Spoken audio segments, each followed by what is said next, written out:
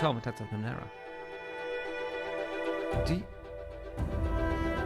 Does the word ohrwurm exist in English as well?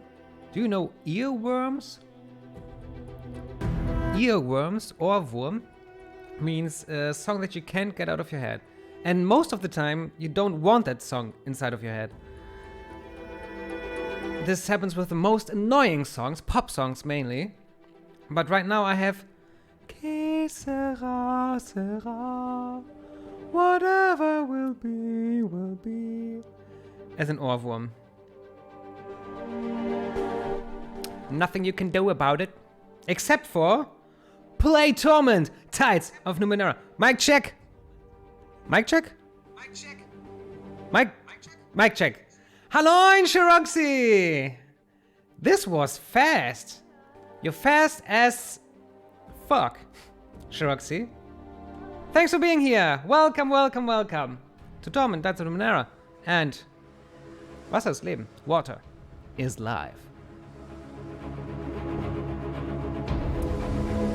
Germany yesterday. Not that good of a game.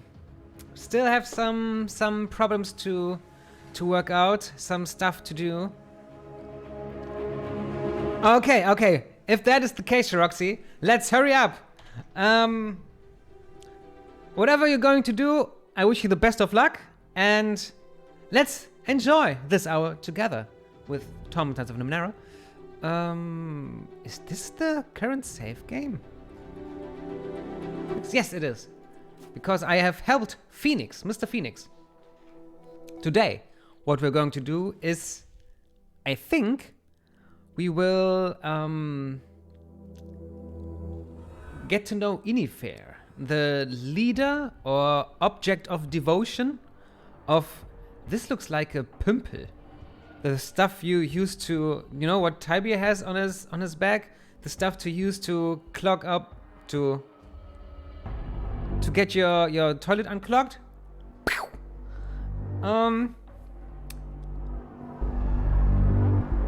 Yeah, Inifere, the leader and cult object of the cult, Children of the Endless Gate. This is their symbol. These are two of those children. They're not really children, they're just called like that. They call themselves like that. And we don't like them because they kill people in order to free them and become immortal, because when they eat them, they get their memories. Is that correct? Children of the Endless Gate.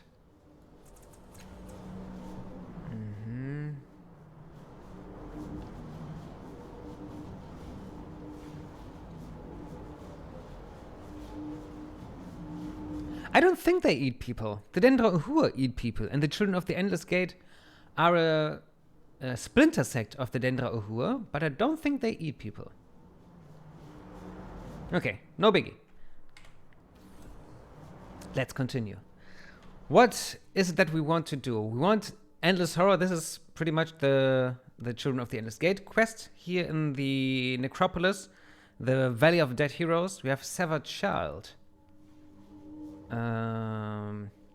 Yeah, Choi. And we know Choi's tomb. I have a note here that says 4221 Choi, which means that's not a phone number. That's the tomb where Choi seems to be interred, which we are going to find now. And then we have the Lost Shepherd, and we want to find help for Eratus, because the true Eratus is not as glorious as he thinks he is, or as this Eratus acts like. But this is something for later. Right now, let's... Last time I was looking at everything here and just to see if... Well, we could heal up. Yeah, let's heal up. Just to see if I've missed something. But I did not. So... we will not look again. I could talk to these two. Walk into the darkness and heal. I'm ready. We can heal at this obelisk, at this floating pyramid. Activate its full healing powers. Bam! Much better. You run your hand over the pyramid in the pattern you discovered, except this time you keep going. The white light fades as you do, but a feeling of well-being and strength fills you, as if the light were being transferred directly to your heart. When you are healed fully, the light fades to nothing. Examine it. The cold pyramid looms without the cradle of the white glow it once had. The sweet scent that once danced in the air can no longer be found. Oh, yes, many. Ready. Oh, not that many, but some. In a similar vein. First of all, they are using the Pillars of Eternity engine from Obsidian. So these two games are, I guess, pretty similar. And also Tyranny, I think, also uses this engine. But the developer is In Exile Entertainment. And they did some other games. For example, I will tell you right now because I'm looking at Steam here. Wait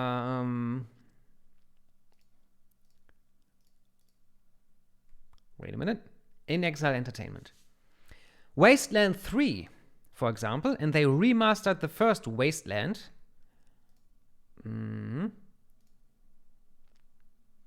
The Bard's Tale 4. The Mage's Tale. Oh, that's a virtual reality dungeon crawler. Ah, that's from them. Okay. And it has the same font as Bard's Tale, so maybe they're in the same universe. They remastered the Bard's Tale trilogy. Wasteland 2 is from them as well. It looks like. Yeah. The Bard's Tale, Wasteland, and Torment. These are the, I would say,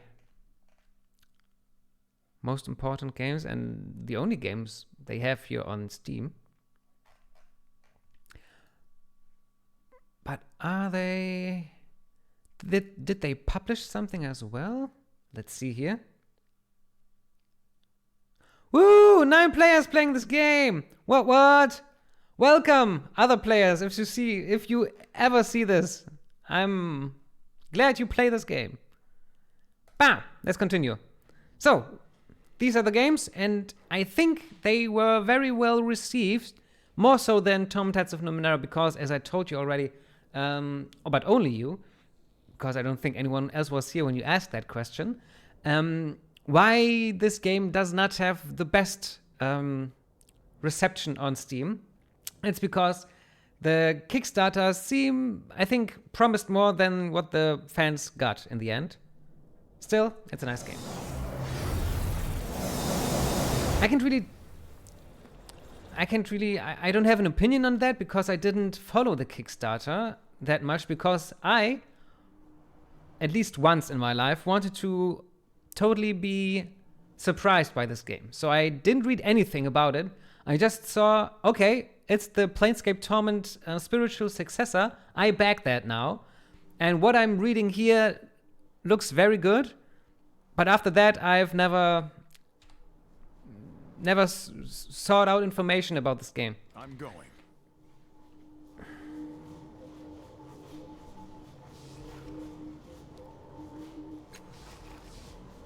Nothing happens here. Okay, before we get into the necropolis, let's climb the slope to the portal. The slab is nearly frictionless, and you find it almost impossible to gain any sort of traction. But as you press your fingers into its surface, you can feel it melting slightly at your touch. You pull yourself slowly upward, up on your belly, inch by inch, your fingers beginning to bleed. You have just reached the 3-meter mark when the glistening rock begins to shake.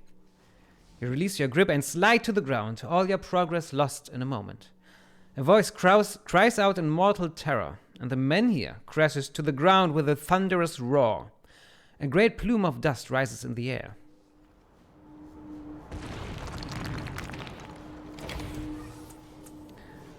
When the dust settles, the portal has vanished. You can barely make out the fingers of a hand protruding from beneath the rock, holding a scrap of gray fabric that looks almost like a mask. The fingers twitch once, twice, and are still. A trickle of dark fluid dribbles out in a thin stream. Examine the hand. It is grey, the color of stone, leached of life. It has no other distinguishing characteristics.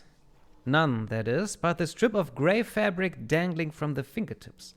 It is a mask of strange design with lenses over the eye holes. Okay. Take the mask. Ugh. A face sculpted from a soft grey material gazes through and beyond you from ashen sockets. The mask affixes to your face with an almost lifelike eagerness, as it is clammy, moist to the touch.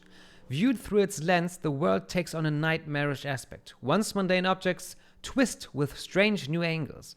Familiar faces, those of your most trusted friends and companions, contort in ways they never should. And the corners of your eyes, misshapen monstrosities lurch and stagger across impossible landscapes.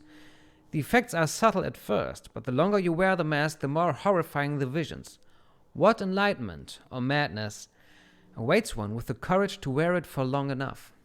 We will never find out because we cannot use it. As you pick up the mask, its ashen gaze fixes on you. The grey fabric feels like flesh, a slab of wet meat draped across your fingers. A whisper caresses your mind. Prosper. You feel an unconscious revulsion, and then you turn away from the fallen slab. This must be the mask the repugnant Blob sought. Okay, let's bring Blob the mask. Just so you know, one from the developers of the pen and paper game this video game is based on, Numenera. Oh, no, not one of the... So, one of the community manager, I think, the new community manager of Monty Cook Games is streaming this game as well. And I think on the Tuesdays. But I don't remember if it was before my stream or after my stream or during my stream. I think it was during. But I don't know. Maybe that's interesting for you. There's a quest item. And we cannot do anything with it. Okay, Blob. Can we do anything with it now? No, we cannot. Blob, I have a mask for you. Here I come. Oh, yeah. Here I come. Hey, Blob. You climbed obelisk, crushed saint, proverbious though you knew he lived. No matter, the future is built on blood and rage. You fell. What did you learn from this experience?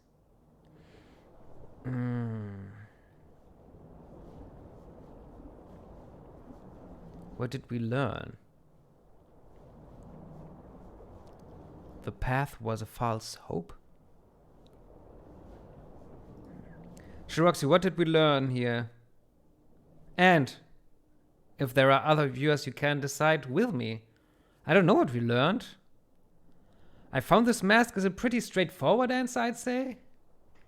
And straightforward answers is okay in this game. But other answers might be more interesting. I don't... What do I like?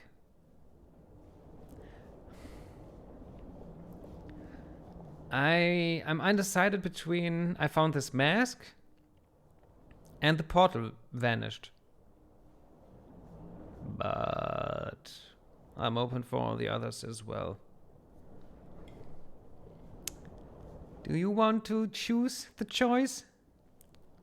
Was das Leben?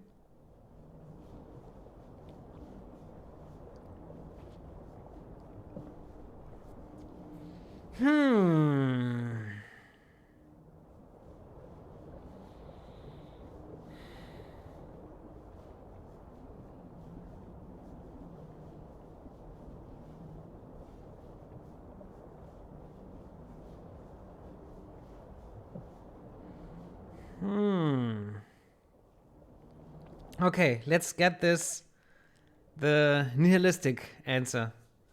The path was a false hope. It bobs its head, the three faces in sad agreement. Yet we travel it regardless. We seek its glories, but expect declines in our fortunes.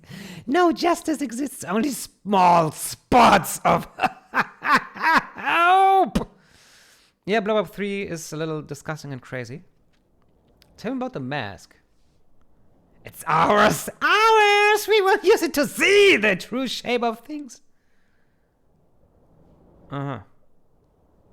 Oh. Yeah, you can have it. I think I'm ready to try something. We don't need that. The face that never remembered. The blob reaches out with its deformed arms and accepts the mask from you. The three faces immediately start trying to control the creature's arms so that they can place the mask on one of the other faces, and they lose interest in you for the moment. Give it to me! No, to me! Rat talk sniffer! Okay. Timer! Level up! Level up! Level up! Always quick the save before leveling up. I think I want to give him more speed. Yes. That's exactly what I want. That'll do fine. Yes, it will. Okay. Dokie. Then let us go into the necropolis again. Let's go to the necropolis today. Shiroxy, did you see or did you watch How I Met Your Mother? So you know, let's go to the mall. Or don't you? Oh, that's the wrong way. Ready.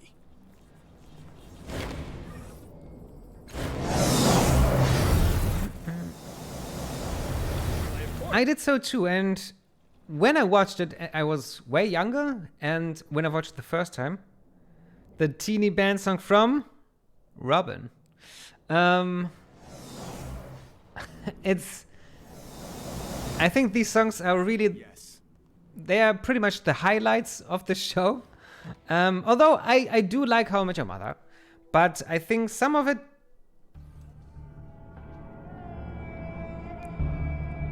the older I got, the more I thought, there are better shows. But it's still a good sitcom. Ready.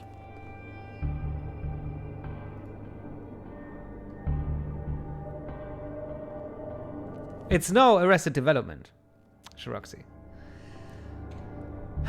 Let's go to the mall today. Again. Alihakio. Again. Going to rest. No. Utwak. Again. Narv. Again. Okay. Let's go to Choi's tomb. 4221. Choi's tomb. You press the buttons 4221. Oh, you are! King of Queens is the second sitcom I ever watched. And the first one, I watched every episode of.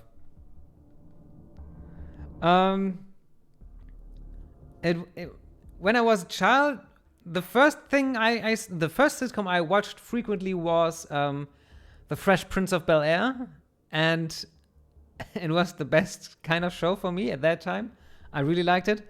And then King of Queens came up, and my parents liked it even more than Fresh Prince of Bel-Air, which I thought was heresy.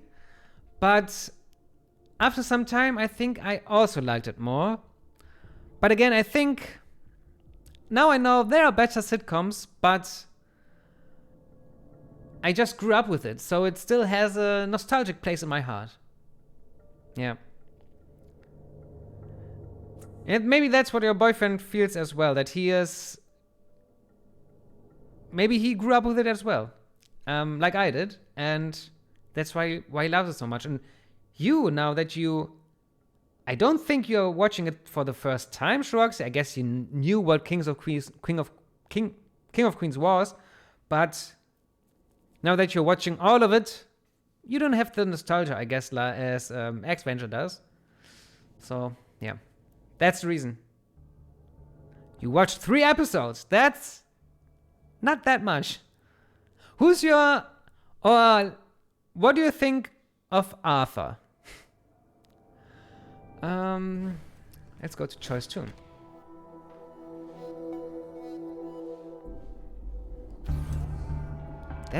That... I didn't expect that. Fine. Let's see, what's in here? Seasons roll, turning, eternally returning, but no summer twice. SWD. Chevron Dudaplex. I'm ready. Neutral, no feelings. Okay. Because I had many feelings for Arthur. Many feelings? That sounds weird. I thought that he was just so annoying. In my youth, I thought that he was just so annoying. But again, after I grew up, I thought he was hilarious. And Arthur grew on me. Honor remains honor, always. It is not for us to know what end is true. Only our actions in achieving it matter. Finally, my choice is made. Kafar, perfect avenger. Well, if you're so perfect, then why are you dead? Let's look at this thing. As you approach the rock pillar of the tomb, you feel subtle variations in air temperature and pressure around you. Tiny gusts and zephyrs push your eyes towards specific striations in the stone. Allow the wind to guide your eyes. Do you know what game comes next? I asked 3 weeks ago, maybe some... I know one game which will come next, because that's the one that Cute Without E wished for, and that's Don't Starve. I will certainly play Don't Starve, and at the time she said that her best...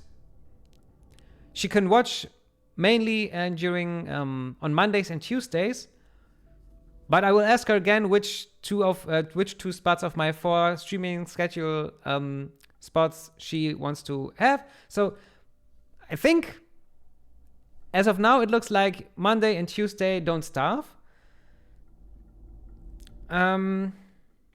Yeah, I want to, and that's the hard thing, because the other game, I think. Here's the thing. Choosing a good category for a long game is always a gamble. And like I told you before, I think, and the others, I will not choose a game that will take me 10 streams to finish, or 20, or 30. So I think I will choose many different categories over the next few months, so that we have more different games here, so many more different people maybe come here and say hi and want to watch, because they got through this game, they get to know my channel.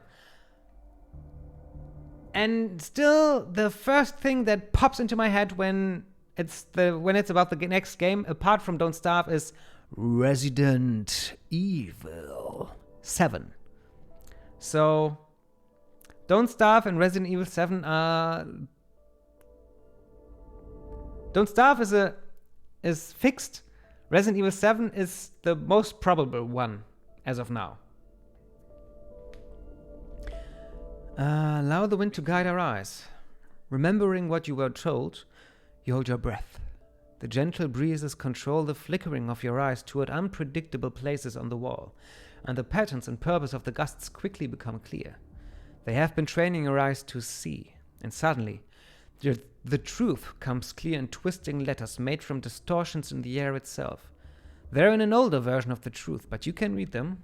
It's an epitaph, and it bears the name Choi Cai'sul. Cai'sul. That was the surname of the memorialist you met when you entered the valley. Ronos. Cai'sul. The wind has not stopped. Its subtle pressures are trying to guide you to new patterns. Follow the wind's guidance. Words appear in the air, shivered into being by the subtle gusts, and you read the tale. Come you now to the tomb of Choi Cai'sul. It stands empty, for our body is gone, wrested away by the foul children to feed their endless gate and its infernal master. We raised this marker to commemorate the life of our beloved, to swear undying vengeance upon the man who stole her from us, Choi Cai'sul. Your name will live forever. The shapes hover in the air a moment longer, and then the air ceases its restless flight. The letters disappear instantly, and all that remains is the sound of your breathing. Is there more to it? No. Nothing more, okay.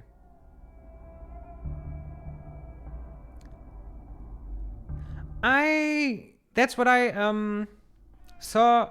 That's what I thought I saw too. That Don't Starve has its fans, and it's a game where you just play and play and play and die a lot. So it's always repeating, which I think would make for an interesting stream because there's more unexpected things happening. I can maybe talk with you a little more, and you can.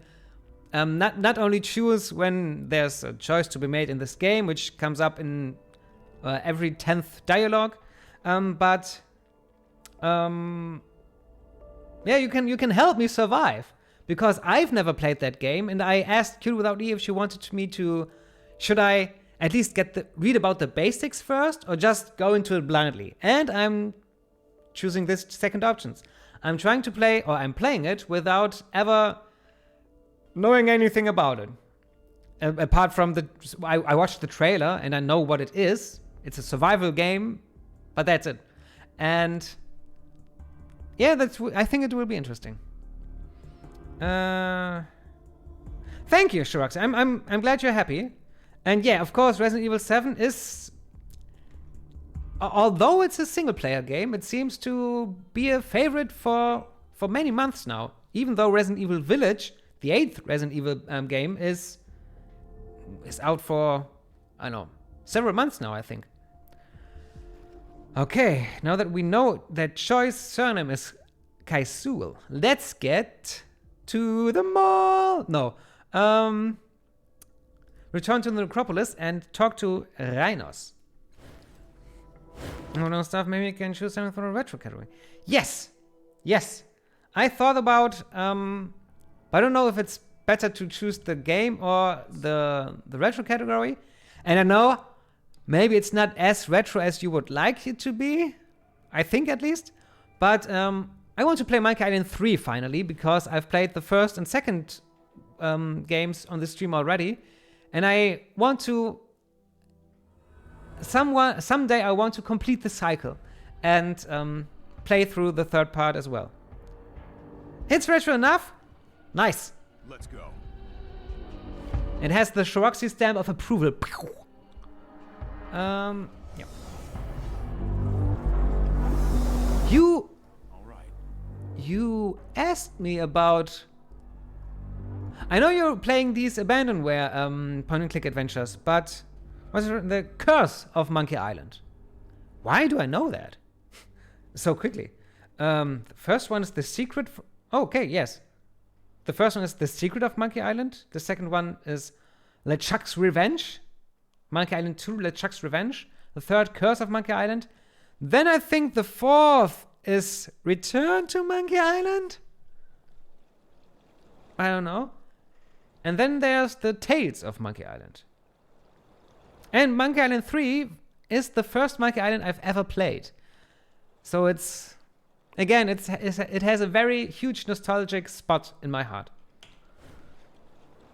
I am looking forward to Murray, because Murray is the sidekick in Monkey Island 3, and Maud is the sidekick in Planescape Torment, and they have a lot in common. And I'm looking forward to it. That one is the most popular here. Oh, it is! Nice! I thought that maybe the second one would be the most popular one. That's a nice surprise. Hello again, my friend. Any more about the minims? Tell me about yourself. Okay, no. And you're not Ronos Cai'sul, so why am I even talking to you? Have you taken care of the cultists? The longer it takes, the more I fear for all of us. Oh, sorry, I shouldn't rush you. How can I help you? I found a tomb for a girl named Choi Cai'sul.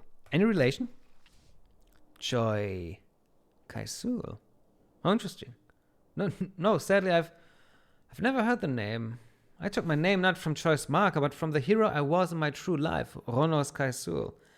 Here, let me give you the code to that tomb so that you can visit it yourself. Maybe Choi's name is in the histories, if you can access them, that is. I'll remember that. Ooh. 2413.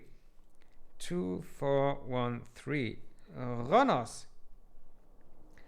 And I know my quest log does note these things down too, I think, but I like to take these down by hand. Maybe it's flipping for German passive. Someone playing. Yeah, that's the unending question, isn't it, Shiroxy? I mean, I am playing a game for German viewers right now, Gothic 2, and which you know is a huge success. Go. But no. I know there are people like me, many people, because I've known them for all my life, that prefer games in their original language, and I want to stick by it. And if, like I said, if the game is not in English, not mainly made in English, then I will consider playing in German. But I will not enjoy the game as much when I know that I'm not playing the original. I'm sorry. Yes, about that. Yeah. Yes. Now. Let's go to Ronos. We've been to Najma or Naima, Endless Gate. We haven't gone there. We haven't to. Oh, Ronos. No. Okay. Ronos. Der Koloss von Ronos. Bam.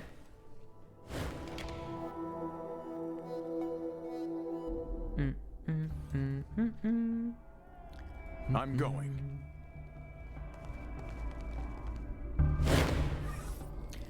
Our last breaths in this tomb. At last we are free. Our two hearts afloat in rivers of time, finally, beyond this reality. Our two souls released, like birds they fly away, finally together for all eternity. Eternité. Away. Eternité, they mean. Jean-François I don't know. LOD. Correct with other streamers in game obvious and then. That on the other hand might be the key. Yeah, Shiroxy. All right.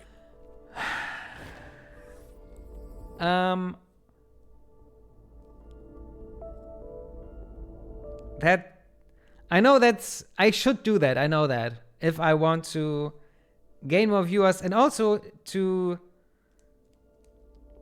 But here's another thing. Oh, not another thing. Just to say that when I'm trying to connect with other people and just for the goal to get more viewers, I think this will not be sincere, and I would feel like a fraud, and so I can only connect with people that I like. Okay, of course, that should be easy. There are some nice people on Twitch, as yourself, but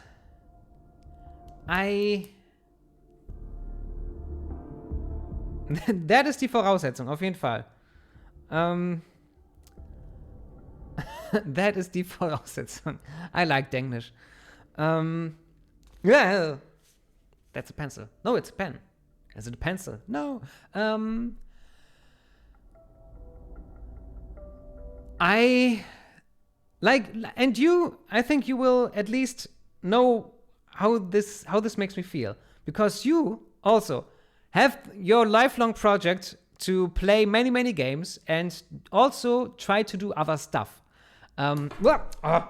for example, watching this stream. And I also have things I want to accomplish in life. And I'm not talking about a successful political career, but I mean just things that I want to do because I like doing them. For example, playing pen and paper games. And I am the game master for 2 pen and paper rounds and playing in other pen and paper games. And that takes sometimes it takes a lot of time, and I don't have this time to watch streams. Then I want to watch other shows and want to watch series and want to watch YouTube and Netflix and Prime and all that shit and want to spend some time with Cutie Cat. And then I just don't know how. I never had the natural urge to watch a stream of someone else. I never felt, I think I would like to spend my time doing that. And that's the main problem why this connection is so hard for me. On the other hand, I mean, you can connect maybe with other Twitch streamers even though you're not watching their streams. If there were to be a convention again someday for Twitch streamers, or maybe I will visit the Gamescom someday, I would connect with people in real life. I would prefer that to trying to connect over Twitch itself, because this would be something I would want to do, and I just prefer that way. Yeah. So that's a problem why I haven't been as connected as I maybe could be, because I don't. And then in addition, I am not a person that really seeks that many social relationships. And I'm very happy with all the people I have in my life. And I am glad when there are maybe some other people come into my life, but I'm not actively searching for that, because yeah.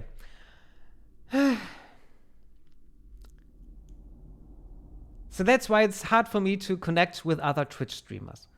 But like I said, if there's someday the opportunity that we all that you like to watch this stream, and myself and other Twitch streamers can get together in the same place, fully vaccinated and at best health and just nice people all around, I would love that. And I think I would pay some bucks to visit the next convention that would make this possible.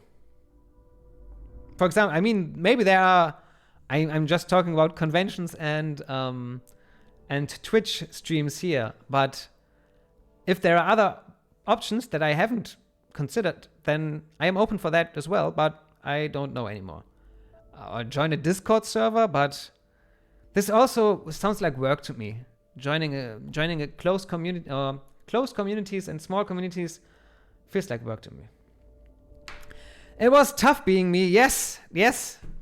Like I say, Chance Tarka. Okay. So, if at any time there comes a person that says the same thing or proposes the same thing that you just did, maybe I should try to connect with other Twitch streamers, which I agree with, but I just don't know how I do that. I will point them at this stream because I think I made myself clear. I think so. Go. Okay. Ronos, what you doing? As you touch the engravings on the epitaph, you feel familiar stirrings of air pushing your eyes toward the imperfections on the surface. As the Choi's tomb, the glyphs of the truth curl into shape as distortions of the air.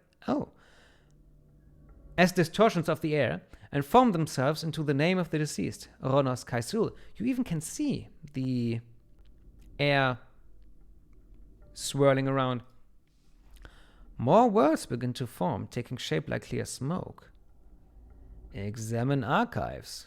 Display likenesses. Display likenesses. A host of images appear. A series of pictures collected from the lifetime of a handsome, driven man in various poses. As a baby learning to walk, as a child exploring the shell of some sort of crashed flying vessel, as a young man studiously dissecting a Numenera tool, as a father, as a widower. Through the course of years, his face grows more haggard and rugged, but he retains a youthful charm. He looks nothing like the Ronos Cai'sul you encountered outside in the valley. Any more likenesses? Likenesses? No more likenesses, but more pee. Let's take a pee break. See you soon. Welcome back. I just noticed when I say see you soon, it sounds like I'm saying goodbye for good. But what I meant to say was, be right back, or see you in a moment. So, examine the archives of Ronos Cai'sul. A whisper of wind tickles your ear. Protection of archives enabled. Speak the code and read freely. You remember the words of Choi's marker. Your name will live forever, and so you whisper that name. Choi. And works. Reams of potential... That's the code. Oh, okay. Information begins spilling into the air, hidden behind these words. History of Ronos Cai'sul. Experiment requests. Okay. Give me anything. Everything, I mean. History. Yes, give me the history of Ronos Cai'sul. Lighted images appear on the currents of air, subtly distorted, and they show the progression of Ronos Cai'sul's life. A voice, slightly modulated through the wind, speaks. Ronos Cai'sul was born Ronos Genvin, an only child, in a successful merchant family of Sargus Cliffs. His parents sought for him a position within the bureaucracy. He showed an early aptitude for the gentlemanly pursuits of governing, weaponcraft, and poisons. His interests took him elsewhere. He became fascinated by the secrets of the ancients and experimented with their lost knowledge. Under the tutelage of the Aeon Priests. As one of their number, he sought the secrets of life and established himself in the field of medicine, focusing particularly on those damaged by the Numenera. He married Rinda Cai'sul. Taking a name for himself and their family, they had a daughter named Choi. She was the new center of Ronos' life until the children of the Endless Gate abducted and murdered her.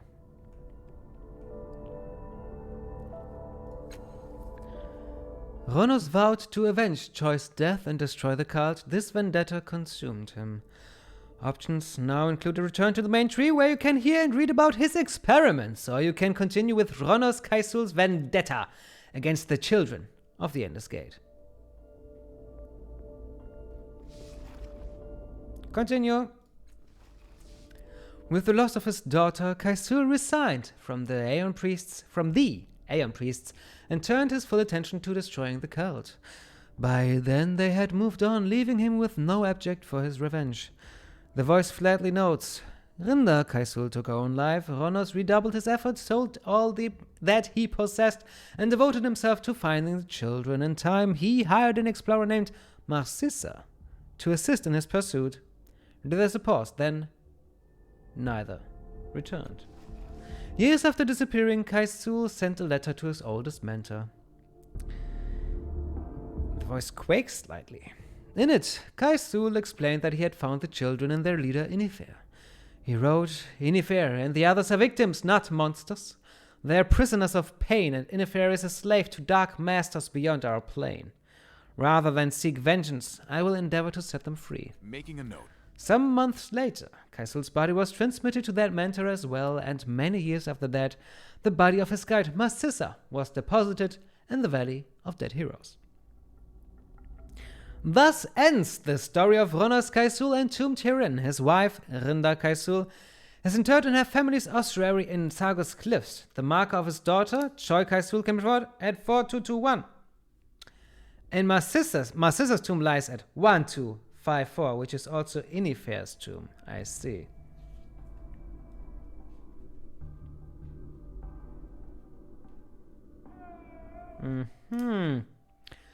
The voice crackles to halt and the main menu returns. Impossible. The code for Marcysa's tomb is the same as that of the Endless Gate! Experiments. A voice speaks. Experiments included vivisection and necrosection on a variety of creatures across the Protectorate's biome. These led to investigations into cross-dimensional manifestations and psychoses, a field of study Cai'sul abandoned upon the death of his daughter. A formal list of scientific citations follow. Bequests. A subdued male voice speaks. While Scholar Cai'sul liquidated the overwhelming majority of his estate shortly before his disappearance, certain family trusts and ongoing honoraria and royalties remained. These were assigned to the Iron Priests of Sargos Cliffs until the confirmation of Cai'sul's death. At that time, his remaining properties escheated to the city. A list of financial instruments and revenue sources. That's the boringest of boring things this necropolis has for me. Genealogy. A voice indeterminate gender reports. Scholar Cai'sul ne Genvin conducted extensive research into his background. He has uncovered trace evidence that he is distantly related to the slave families, though further research suggests that his particular branch was excised 150 years prior to his birth. He married Rinda Cai'sul and they produced one daughter named Choi. She perished, and with her passing, both the Cai'sul and Genvin lines vanished. Why is this genealogy interesting? Let me just clear the chat. We've talked about everything that was there, so place for more. The Cai'sul and Genvin lines vanished. Yeah. Experiments, vivisection, necrosection. After, okay, leave. Ready. Yeah. I saw that. Okay. 2413. Is this where I'm right now? Yes, it is. One last tomb. Inifere and Marcysa. And the entrance to the Endless Gate. Before we go there, let's press those buttons randomly. Make a button party. Button party. Yeah. Ooh. Go. Monk Crab the Perplexed. I plan on living forever. So far, so good. Purrinning. All right. More tight ether grip. Eli. Fine. Kim Hyun Dai. Araposaur. Yes. Now.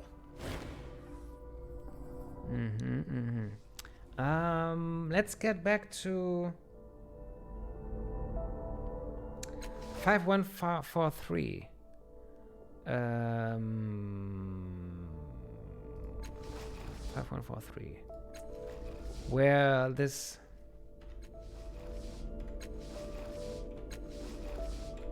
Where that crazy guy is.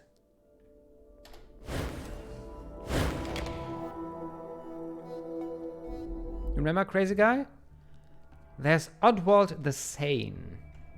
Yeah, I doubt that.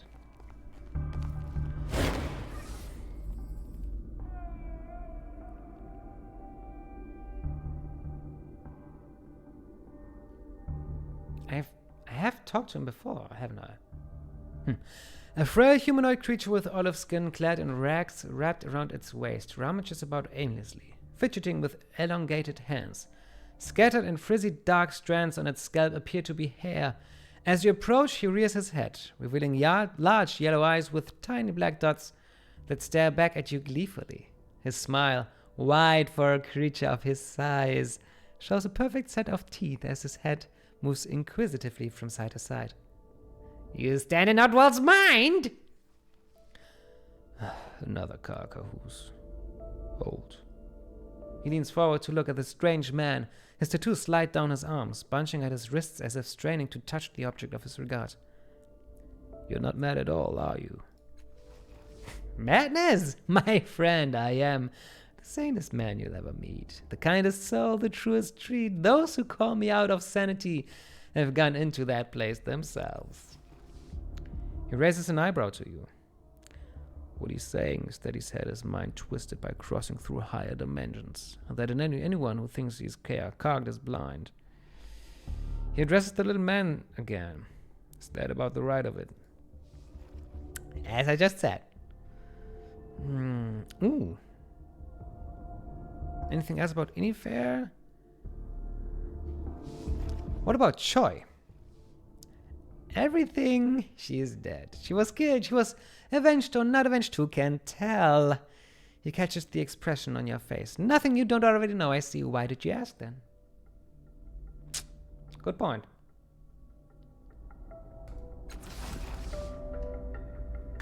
We could rob him, but we won't. I will only steal from Oddwald the Sane when you say so.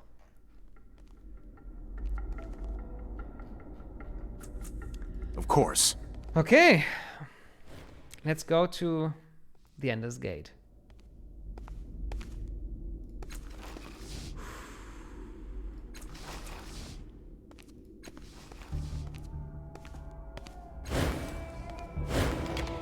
Ooh.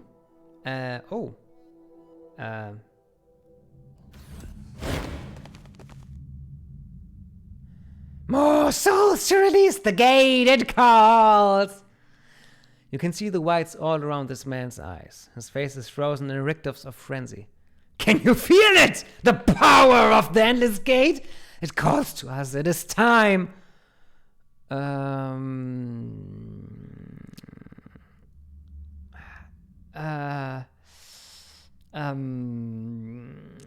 think the answer to the second question is obviously. So, time for what? Power, glory, ecstasy. He stares at something behind your head. You're not sure whether he actually heard you at all. Before he can utter another word, the man's spine goes taut. His expression becomes that of a towel being savagely wrung out, but his voice stays drenched in childish glee. They call us now! Join us! The masters beckon, we hear and obey for glory! Okay. Maybe I should have fought them? Or maybe I shouldn't. I don't know. Most of these pods can be opened on one side. Several contain humans, many of them Saga citizens by their clothing. Where the blood does not obscure it, vaguely humanoid shadows lie within these pods. And in these ones as well. Okay. Gladly. Okay.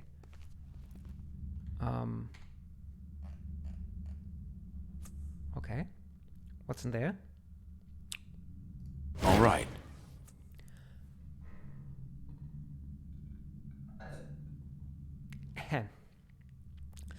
The children of the Endless Gate seem to have paid special attention to this tomb. Their scroll covers it in bloody smears and gobbets.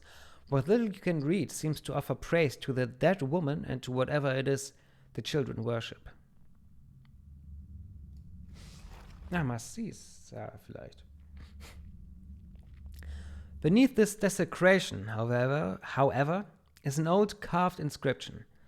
She stood watch between hope and horror, and died, beloved on her feet, in service of we who suffer. It is signed Inifere.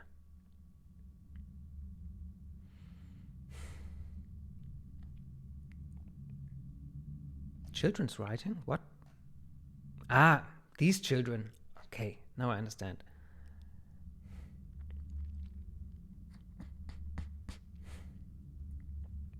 Welcome back, She-Roxy! Warst du auch Pipi-Pause? When I was?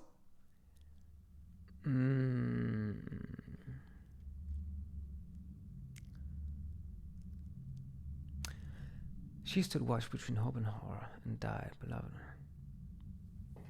Ah, yes, right. You have an appointment in just now, haven't you?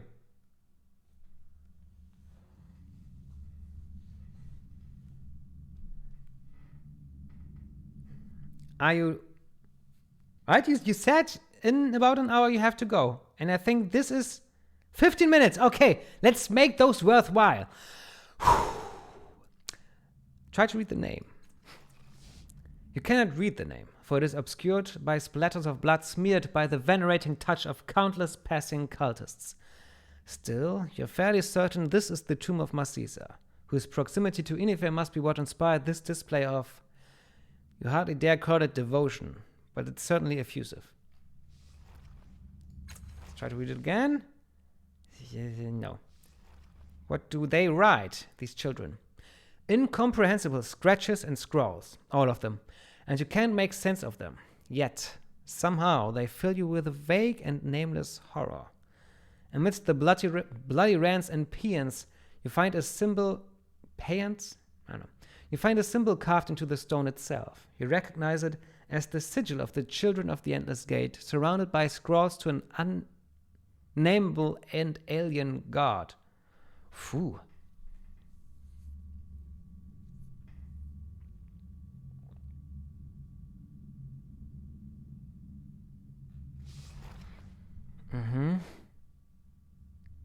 Touch the symbol.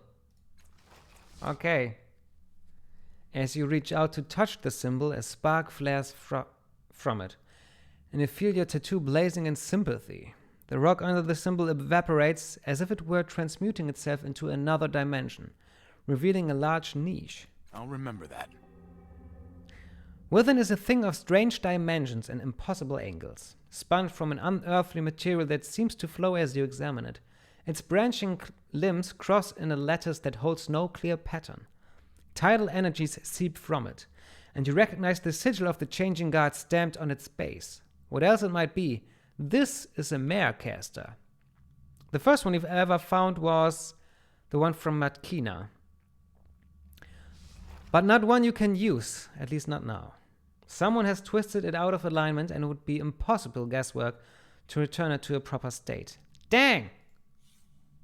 The unearthly metal of this device appears to flow as you examine it, twisting itself into push against the palm of your hands as if willing you to use it. So it's an MC Escher Marecaster. An MC... A Marecaster Escher. Okay. Touch the symbol again? No. Examine the writing again? No.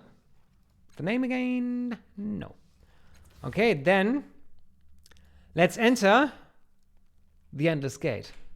Uh-oh. Uh-oh. Enter the Endless Gate. Oh, no. Enter the Endless Gate entrance. No, the Endless Gate. Are you ready to rumble? Clawing, invisible fingers tug at your skin. They're drawing you into the portal, eager for the life that flows through your body, eager to keep you there. You have a bad feeling that once you step through this gate, there will be no way out except to find the one who opened it. Enter the Endless Gate. I'll remember that. Ooh.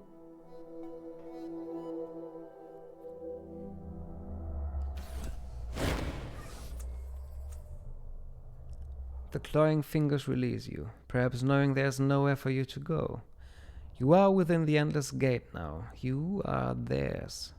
The air is chill and moist. Screams of agony permeate the darkness around you, and you sense something watching. There's no choice but to venture forth. You must gather your part before venturing forth. All right.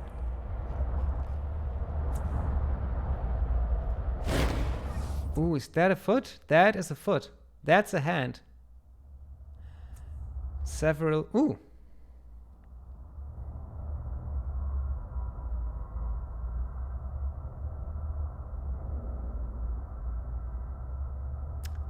Oh!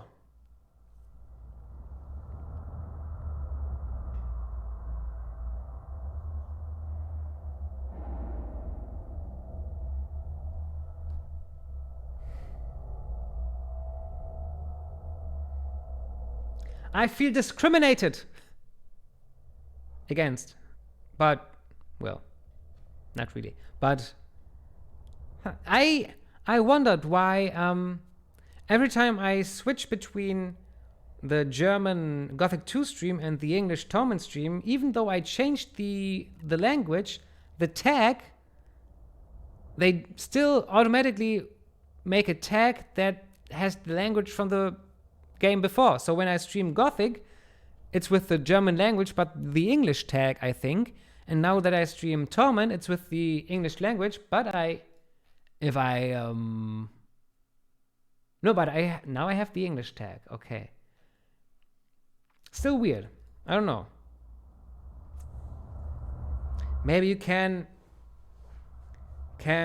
set that up somewhere, that you can choose which languages you want to follow.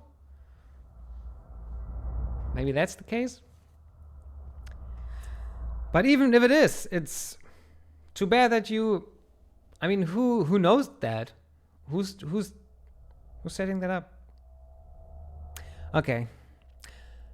Several people have been flayed, their skins stretched into grotesque banners, faces contorted in a rictus of eternal pain. The skins flap back and forth in a wind you do not feel. Beyond them you see a clear passage deeper into this hell. Suddenly a pair of eyes snaps open. These are not flayed skins, but living people. Kill us! The children brought us here, not to die, but to suffer, to feed the thing that lives here slowly, eternally. No! The skin behind the first, partially obscured in the dark mist, shakes herself awake. Her face remains twisted in agony even as she speaks. Our deaths make them stronger. If you kill us, you will only die here as well. Run! Save yourself! There is only death! A third voice moans from the darkness behind the first two. Its eyes remain closed, its mouth gnarled in an ugly grimace. Kill us, or the children, or both, or neither. It does not matter. Death is all that awaits you. The three skins squeeze their eyes shut, their mouths open in wordless screams as some new agony befalls them. A malevolent presence weighs down upon you. Something watches with eager anticipation. It almost wants you to kill them. Okay, Shiroxy. You don't have many more minutes left, but you decide. Should we continue to kill these things and put them out of their misery? Or should we not kill them because then it makes the devil in here stronger?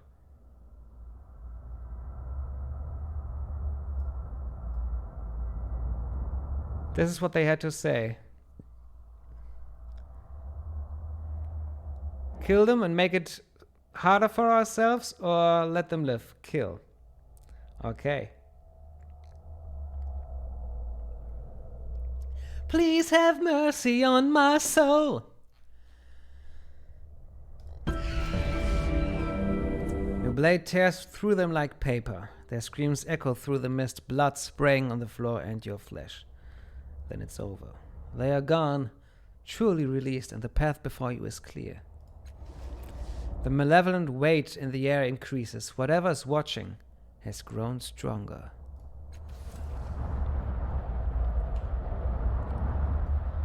Okay. What's there? Gate cultist. What's there? All right. Ooh. Gate cultist. I think. What's with them? Are they in some kind of trance? And I wonder what that fatal means.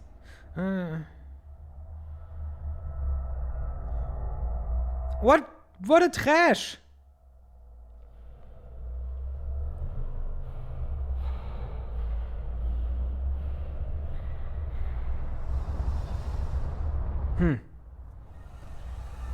I don't know how Twitch does it.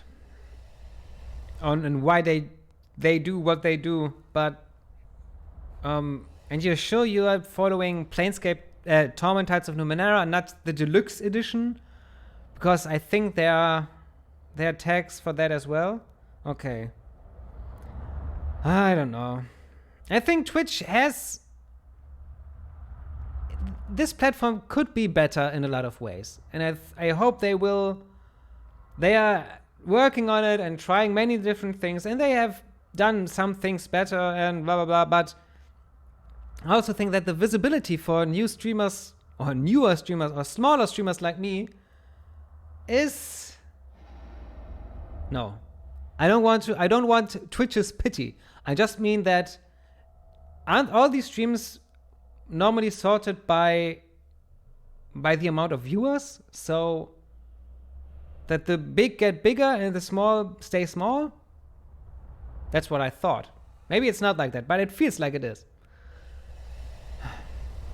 And then, yeah, trying to... And didn't you also say that there should be an indie game category, for example, and a horror category, maybe? I know there are horror tags and indie tags, but they work differently.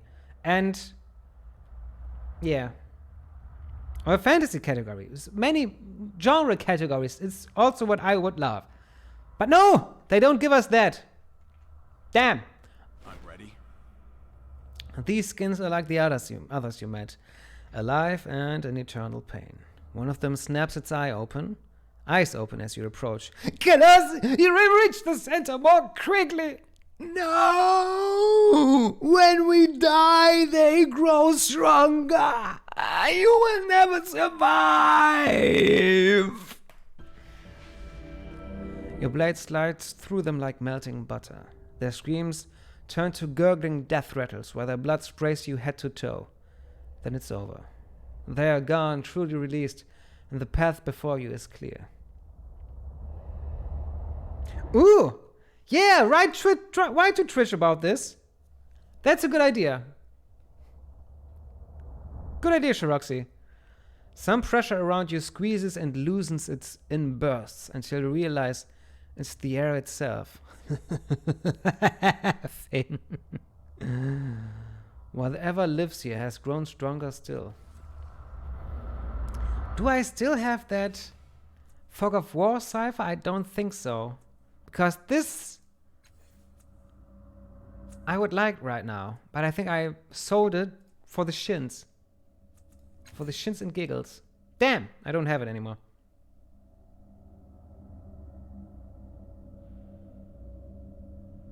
That really does suck. Yeah, complain. Complain to Twitch. Even go to petition.org and start a petition. Why not that? Yes. Okay, by doing this, I go around these gate cultists and don't have to fight them. And that sounds like a pretty good idea to me. And I release the Suffering Souls hier. Okay, bye bye. Have viel Spaß. Schöne Grüße. Lass es, hau rein. Und bis dann. Und süße hier Feuerqualle wieder. Übrigens, demnächst wird es mal einen Stream geben, wo wir sie offiziell benennen. Adios, Shiraxi. Adios. Mwah. Yes. These skins are like the others. Their faces wrapped in unspeakable agony. One of them snaps its eyes open as you approach. You cannot face what lies beyond here. Flee and save yourself. Here's our chance at freedom. Who else will ever release us? The first skin smacks its gnarled lips as though considering this. Yes, kill us. And nothing at all foul will befall you. It takes great effort to hack and saw through them. They scream and shriek with each cut of your blade, continuing long after they should have passed out from the pain. Blood sprays in every direction, covering you entirely. And then it's over. They are gone, truly released, and the path before you is clear. The pressure around you becomes so great you clap your hands to your ears. Even through the flesh of your palms, you hear cruel cackling and a single word.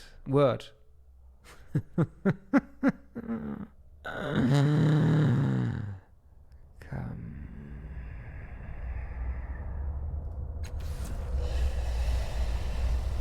Sure enough. Okay, I'm coming. If you say so. Manic, evil voice. Okay. Okay. Kiyatawa is there with me. And bam! Kit chat. Happy to help. Let's talk to Kiyatawa first. What's with her head? On the surface, Kiyatawa looks exactly the same as as when you first saw her in the Dendra Uhur chapel, while you were investigating the murder of Fulsom's protege in the underbelly. But some things have definitely changed. A feverish, blotchy glow colors her skin, and her grin is entirely at your expense. Ah, it's the investigator. Good to see you again. I thought I had you fooled. Lost little girl surrounded by inhuman cannibals. We managed to underestimate each other, didn't we?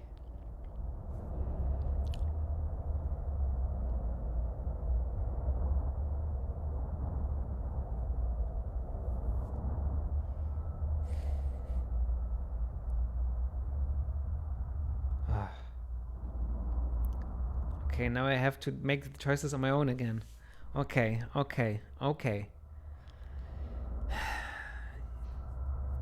I don't... If she...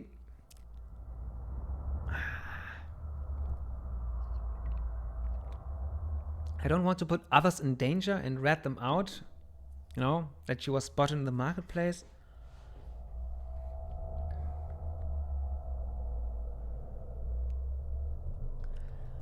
Maybe she can be saved. Should we do the right thing and try to save her? This sounds...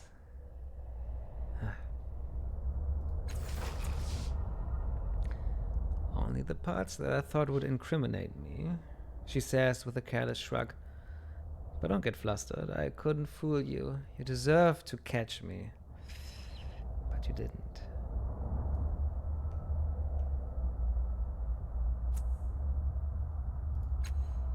She stares past you for a moment, the smile slipping from her face. I've been wondering, what would have happened if I told you the truth? If I had confessed the moment we met? What would you have done?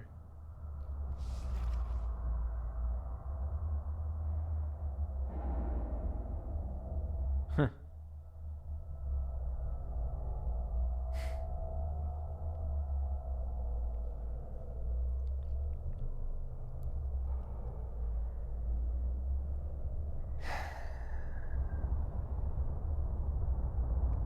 This is what I did do in the end.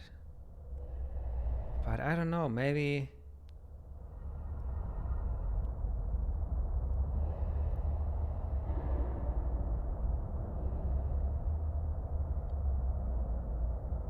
Maybe we would have... Or maybe... Oh, damn. I guess we'll never know. Will we? An odd expression crosses her narrow face. Desperation, maybe, or fear. I suppose not. All of that is behind us now.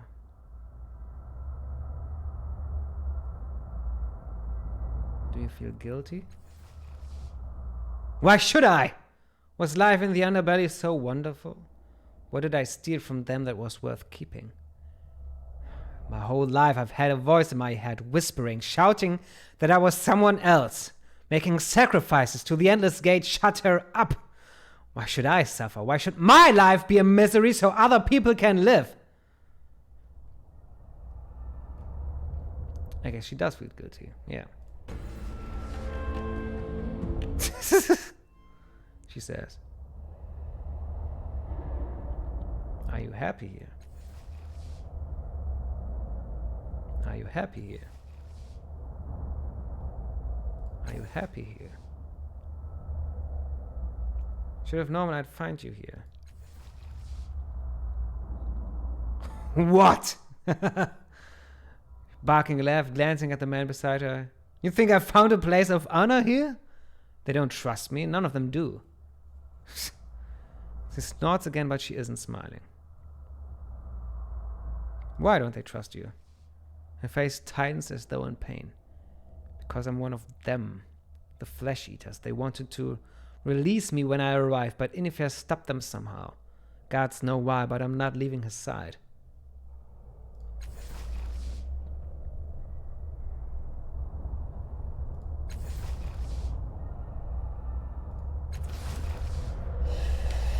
You've got it.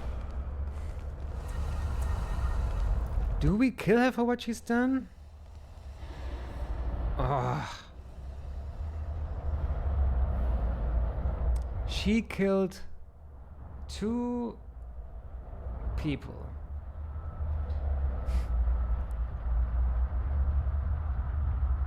Innocent people? We don't know. Does that matter? I don't know. She killed 2 people. So what? The punishment to kill her, would that be justice? I don't know.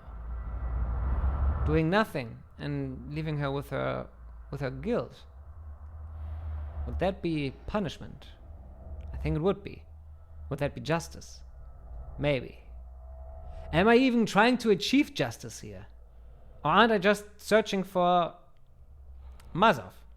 And why am I even here? Because I'm curious to find what's happening here. That's why I'm here. Inifere?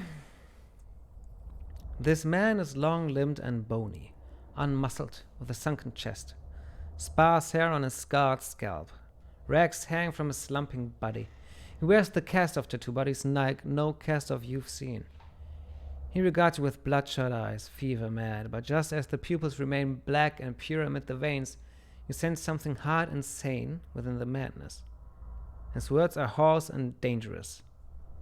You've come too far by far. There's no escape. None leave the gate. Such a pretty brother. Father's loving touch on every inch of you. Born to run among the sunlit lilac. Selah, singing Hele to the gustler strum. Such splendid dreams. He scrapes at a lesion on his arm and cocks his head, listening. But you're the one who fell, aren't you? You smelled your cooking in the sky. Always a black omen, a falling star. Our Father in heaven never showers gifts. No, shows trouble. And the reaper comes to harvest. Crops we all are, till we come a cropper. Now you've wandered far away to where woe holds sway, poorly choosing when you chose woes. Here beyond the gate, hate. Smirks, but you cannot tell if it's part of his madness or the hint of a method to it. The children laugh, playmates, your nieces, nephews. They've learned wild lessons as if from father's lips. Pain. Taught with teeth, father did, and I gobbled up every scab. But he kissed you, didn't he? Perhaps that's the sharper bite. He kissed you. He sees the twisted marecaster in your possession, and his eyes creak open, a sudden hunger and anger laid bare in them. Then it's gone, but you notice he glances at the marecaster every few moments, as though to assure himself it is still there.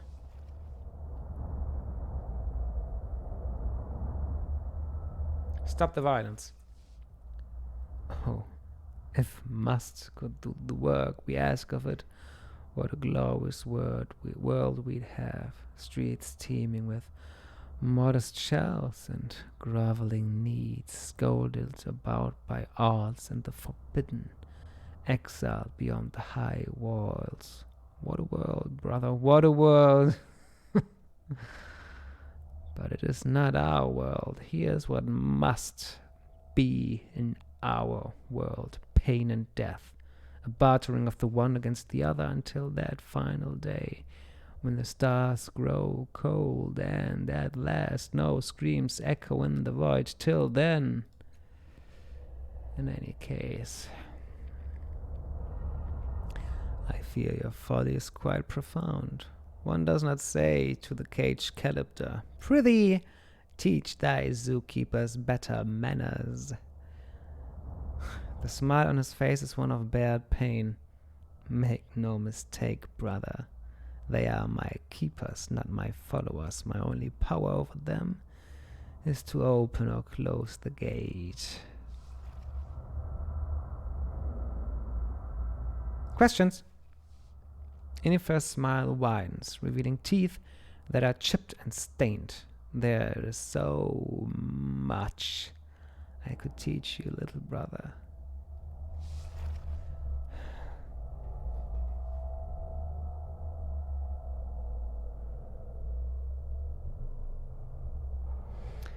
Wow. What is this place? Here is where the snake sinks his teeth in his own tail and tastes this black truth. Worse than his venom's burn is the foul flavor, the sweet savor of his tainted flesh.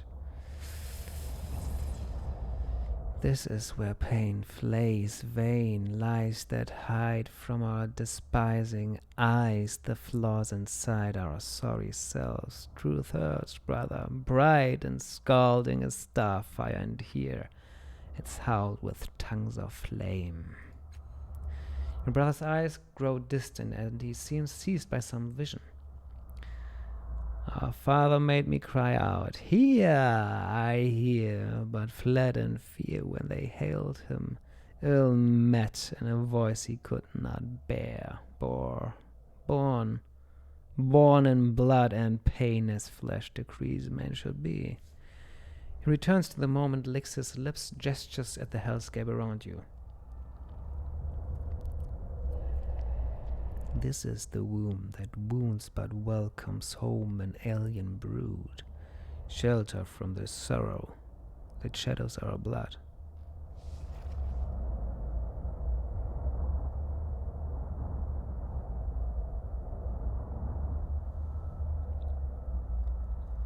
Sorrow? Surely, brother, you know what our father fled, why he fed. Why he shucks off husks and hides like the shin beneath a huckster's shifting shells. Inifere studies your face. I know you know. I see the sorrow's horror behind your eyes. It will not cross the threshold of the gate or face the fiends that lurk in this place. Is that why you came? To trade their terrors harrying for a measured measure of woe? You are welcome. You need only open your mind, and they will open their arms to you.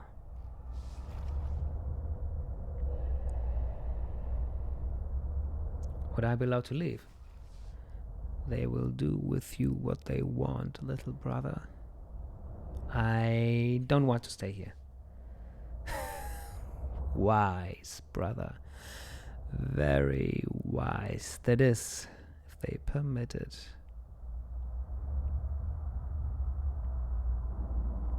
Who are they? Yes. Who? And are they or one or none but a shadow cast upon the plains, a mirror to our fear smirking back at us?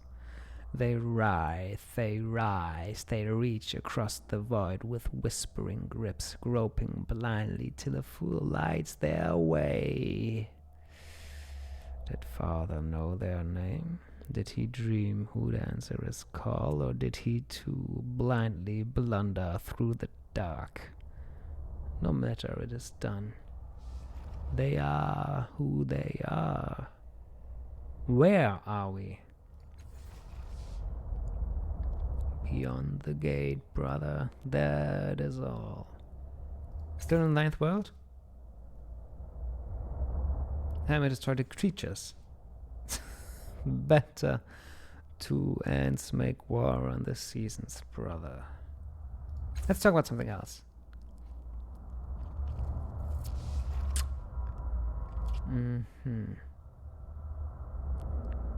Ronos Cai'sul. A meddler and peddler of sheep, cheap hope. False friend and would-be mender of men who broke his back bearing a pack of lies. And so he died, easing no lives, avenging no deaths, helpless, whelpless, gasping and grasping the horrors he sought to choke. The knots that bind me to the gate can't be sliced by a nano's knife. They are serpents with a sharper bite. Hack and they strike back, alas, alack, as at the last learned the learned pleased who steeply paid for the teaching. After a moment the smile, never quite real, slips from your brother's face. He was not a bad man, little brother, just a blind one, blinded by grief and by staring too long at what would go unseen, should go unseen. He would have done better, he should have done better to watch where he stepped. But the Aeon priests were right to raise a marker in his memory. You sense you'll get nothing more lucid out of Inifere on the subject.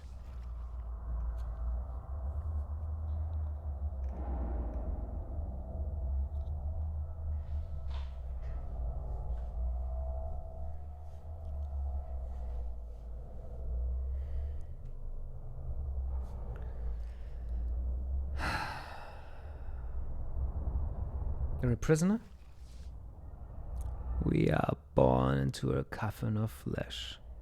A coffin of flesh leads me to coffin.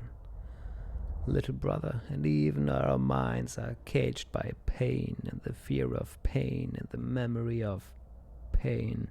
Life is our prison. We call its pressing walls and low roof our home, and guard it with all our captive strength against any liberator fool enough to jangle the keys to our cell. I am no better. My wardens bend their knees and call me master. But Cai'sul was right, I am a slave. So was Cai'sul, so are you, even father. It seems as if your brother is about to say more, then he considers and chews on his lip. The words come at last, low and slow.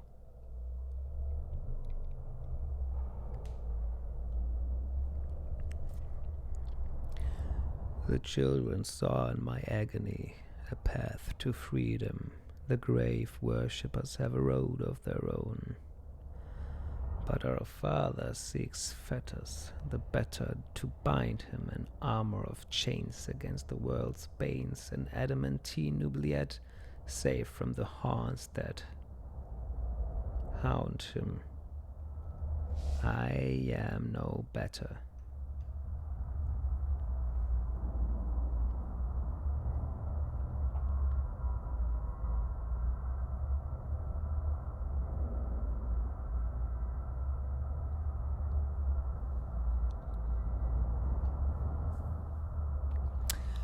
Phew, even harder to understand when you're not reading, but only reading out loud. But I think I get it. At least half of it.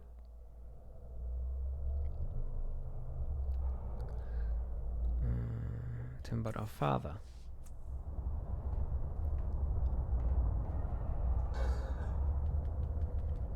Ah, hallo, Erfinder! Welcome to this English stream, but as always, you can write German as well if you want to. Herzlichen Halloin, Erfinder. Glatze of the fire. Let's continue. Your brother's voice becomes low, calm, and careful. His mind's as sharp and shining as a lancet, and all across our clan, all across this rotten world, are the scars left by his surgery. After a short silence, Inifere hacks a bitter cackle. Isn't the make of the man obvious from his misbegotten offspring? Or do you find yourself so fine that you dream yourself a kingly sire?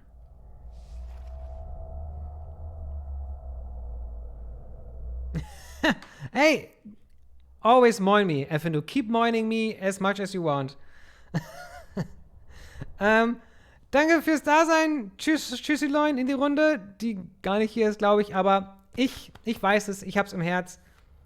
Kann's auch. Hab einen schönen Tag, Effendo. Bis dann. Tschüssi.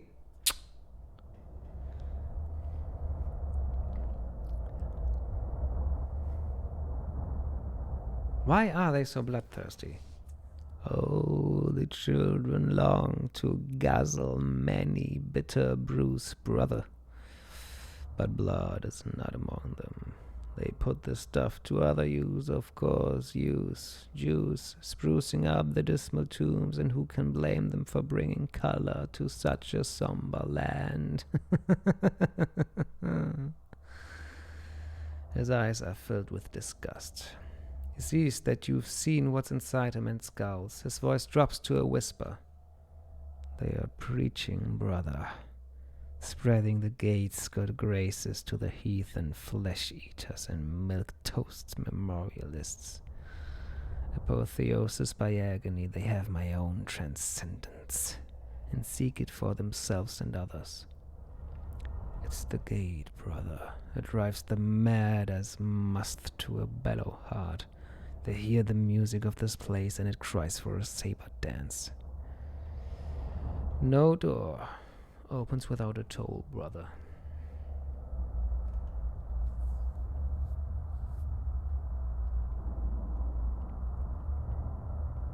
Aha. Where's Marcysa? Names, shames, blames, what of them? His eyes grow unfocused and words pour from his mouth. On Donali the red blossom bloom, and in poets' mouths they are named flesh flowers. But have they seen flesh? I have. Silver-skinned sheaths and yellow adipose clumps and white gristle. How unseemly seems man's unseamed self, how unmeet to these poetasters versifying, how poorer tasting these versifiers meet. Marcysa.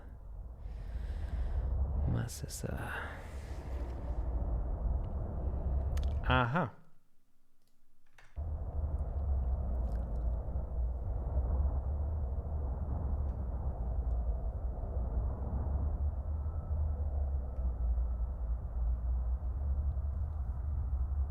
Is Inifere Ronos Cai'sul? No, he's not. But I thought Ronos was... Phew. Mm.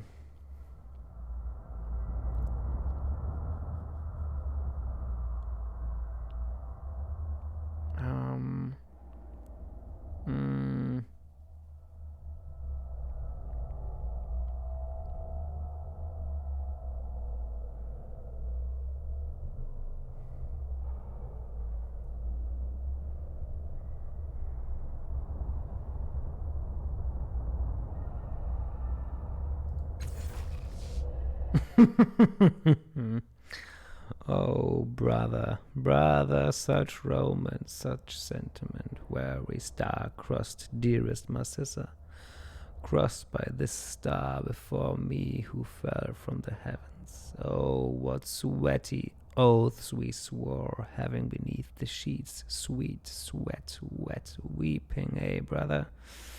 Love.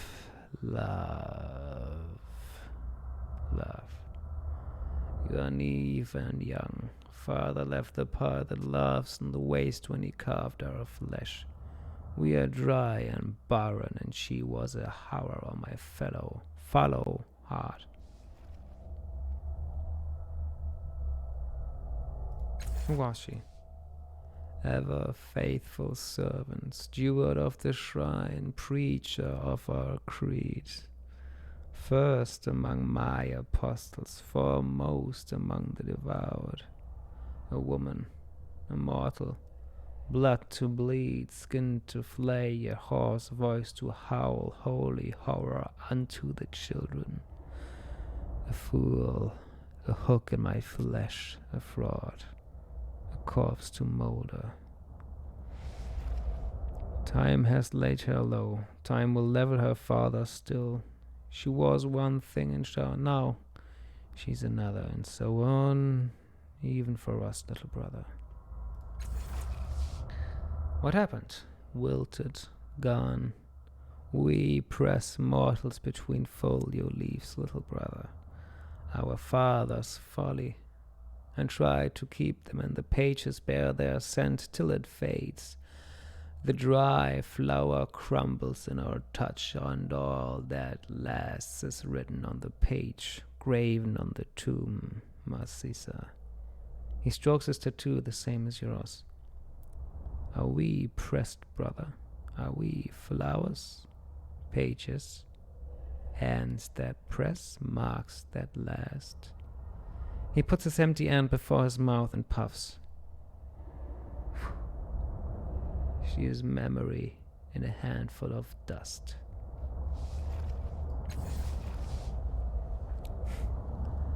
I have told you nothing, and I will tell you nothing more.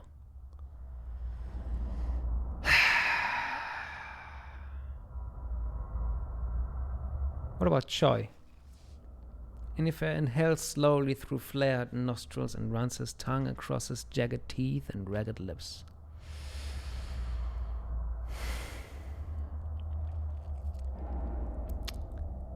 You are a bold one, brother, to go the god in his domain.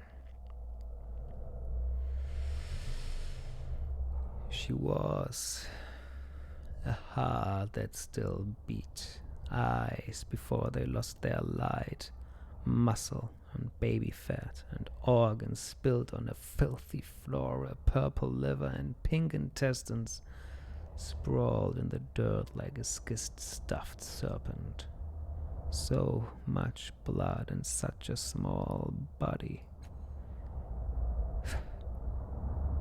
That is what we are, brother. Skin-wrapped bits of flesh, bound to bone by sinew, sparked to life by a universe gone mad. Snuffed out. But the cosmographers teach that even stars turn to ash. All existence grows cold as it gets wise to woes creation worked. She went fast, we go slow. In the end, there's just the end and nothing past it. Do not mention her again, or I will flay skin, then bones, then marrow.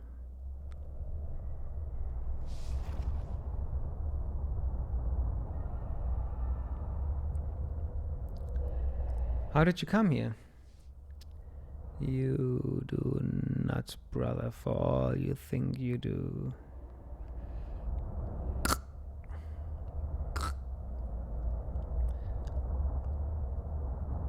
There will come a day when you wish to vomit up the pain that fills you unto bursting, when you regret gorging so long at the feast of others' suffering.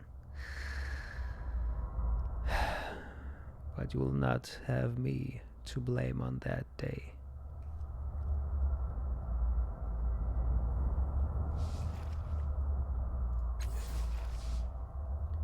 You are asking the wrong questions, little brother, and seeking to peek behind the wrong door. Leave it closed. The children teach with blades now, brother. The time for words has passed. Oh, little brother, our fathers had pain to be our pedagogos, no matter what course of study we pursue. In time you learn all that I could teach you about the gate. Enjoy for now the blissful ignorance I never knew.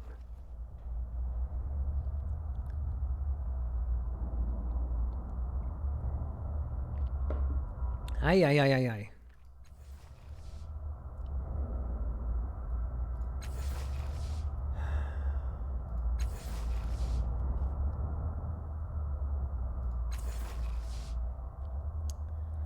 Our father had me sup upon the learning of poets and priests, whores and hangmen, the high And the low. Do you think it's sweet nectar, mead of delight, yeah? Keys to myriad mind ways. Oh no, brother. Bitter, bitter, bitten off and chewed to chum, rotting in the guts, kissed in the making. It opened just one door, brother, one gate. I paid for the words racing through my mind. I shall spare you their purchase.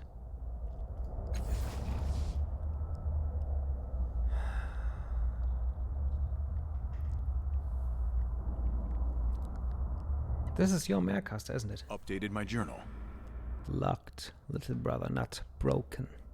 Or better yet, disarmed, unfanged. I scored far and burrowed deep to make this mine primed from my mind, set to blast apart the husk our father left behind. Or did you think it a toy, brother? A spyglass to scribe past where your eyes can see? An iron bar to pry me open, a way to swallow in the soiled, oily wake I've left upon the tides? I found it, hid it, locked it. In your hands it's just ballast, nothing more.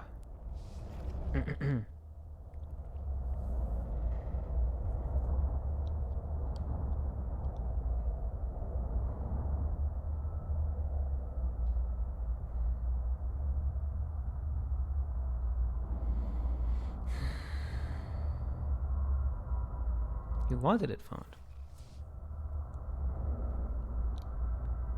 But why? Why would I want it found?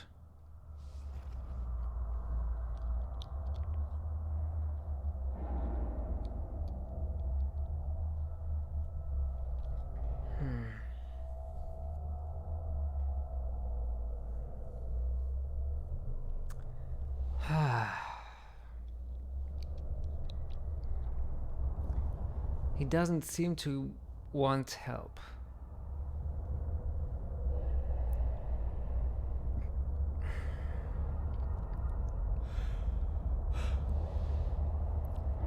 The first three,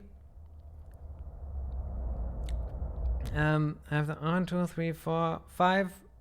The first three options always have the first 5 words the same, which makes this, of course, look like a more interesting and even maybe correct answer.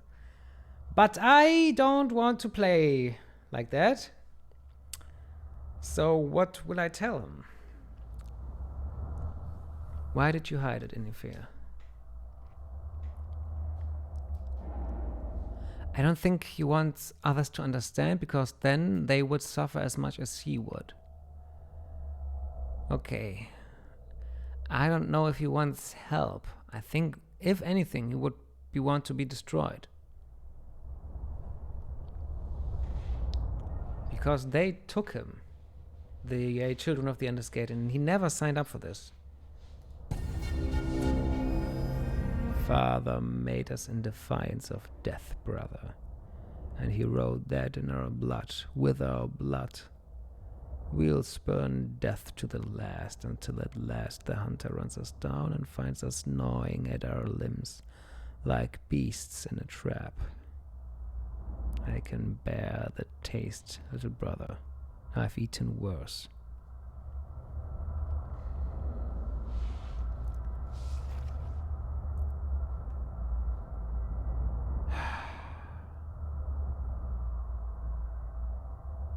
Maybe I should have taken the 4th option.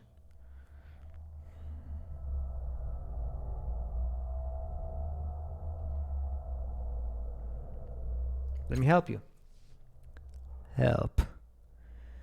You're not the first to flash that fly above me, thinking I'll strike. But I see the barbs hiding inside, ready to hook me at the first bite, ready to drag me out to where you can gut me.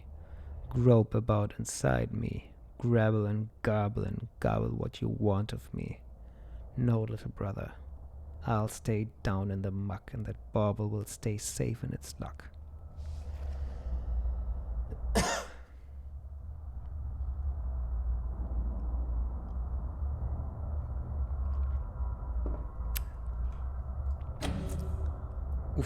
15. 30.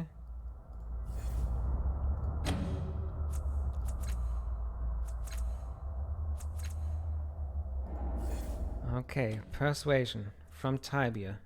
Tibia, maybe.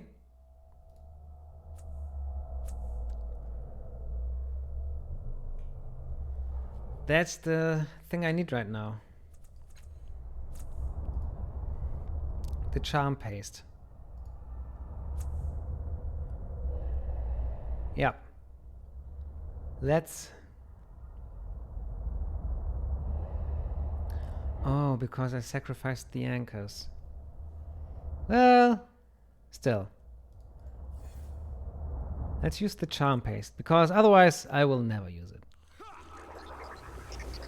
I just hope that it works for him as well. And it doesn't, does it? Well, okay. Still, 85% is more than 70.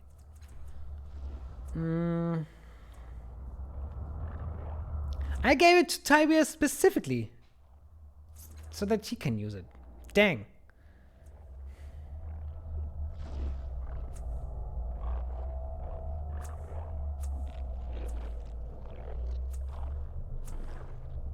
Let me help you.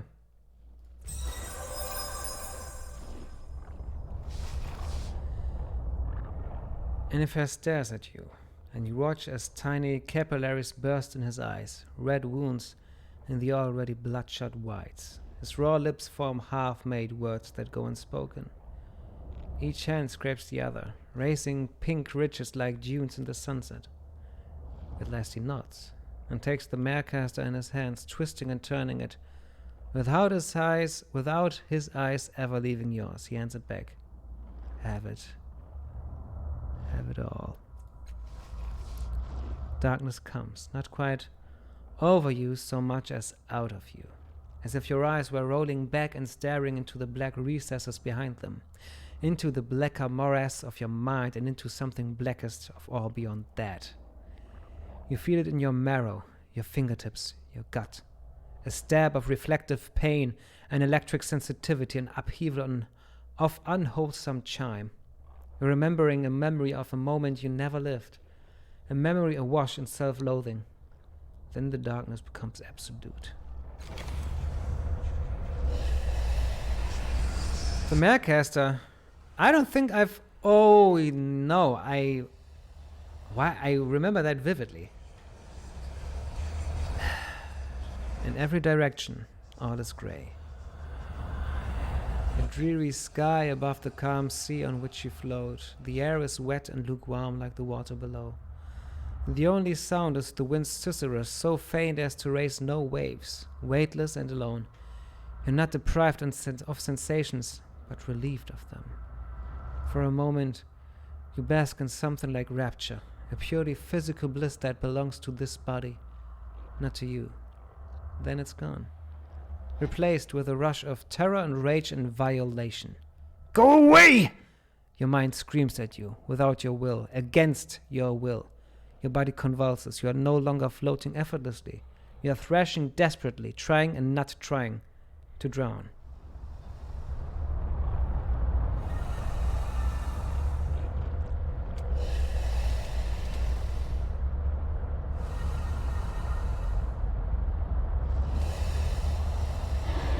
Concentration?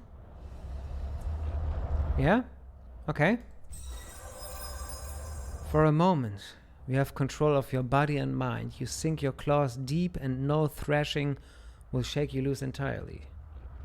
But thrash your body does, and so does your mind, as a wild shrieking echoes around you. Out! Out! You can't take this from me, you won't!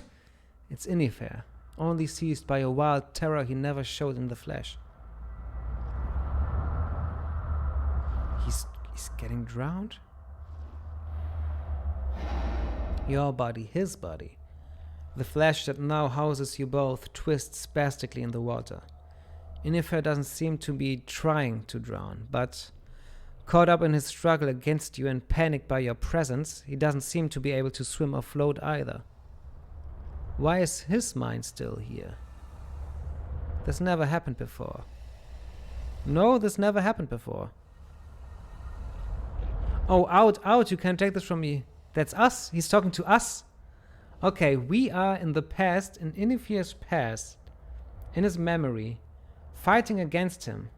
And, as we learned with Markina, we are the only one who somehow seems to be able to control the past with these marecasters. Okay. You slip underwater and discover you're not alone. Dozens of corpses mob around you, some just a few feet from the surface, some in the darker depths. Among them is Choi Cai'sul. It's no longer quiet. What had seemed the whisper of a breeze was, in fact, the droning of the dead. Now, with the water's amplification, you can hear them distinctly. Filth, worthless slut, traitor, nobody, monster. Some jeer. Shame, shame, moans another. Fraud! One cries out, clear as truth. Choi just weeps. Inifere's consciousness seems overwhelmed by the tumult. Your body stopped flailing and is merely sinking. But his innovation affects you as well, and your limbs feel leaden and lifeless.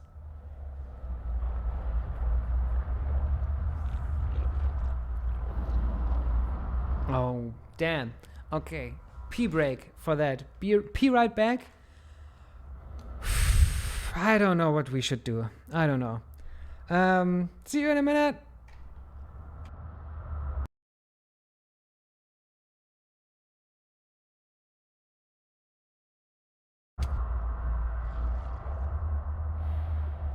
Here we are again. Yes, we are. Sorry. Disgusting burps. That was my hand. See? Or here.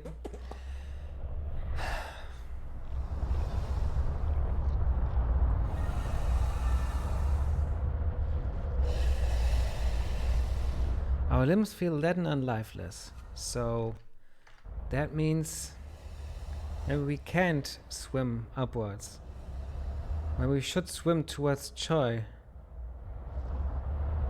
But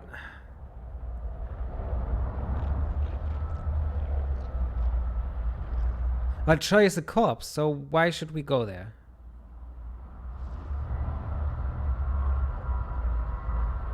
Choi weeps.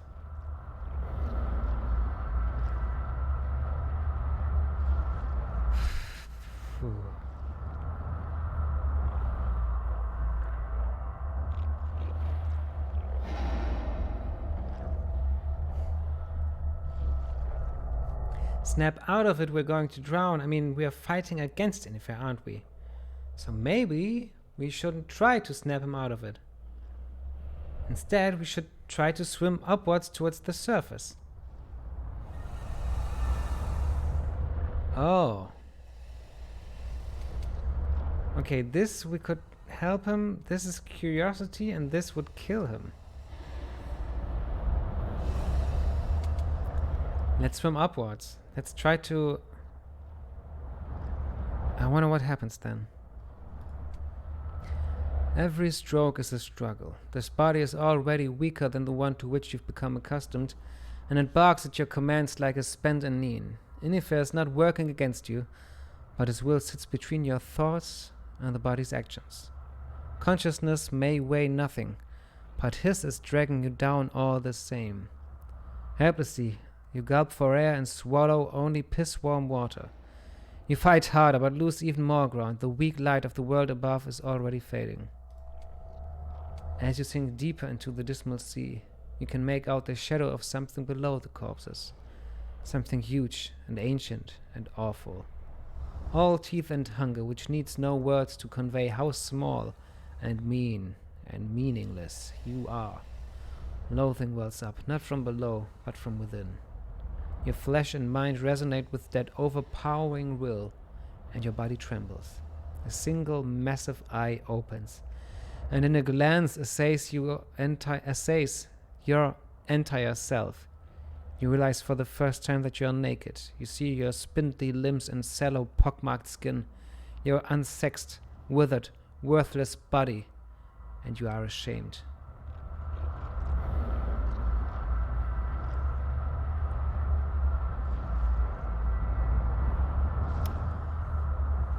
All the cast-offs...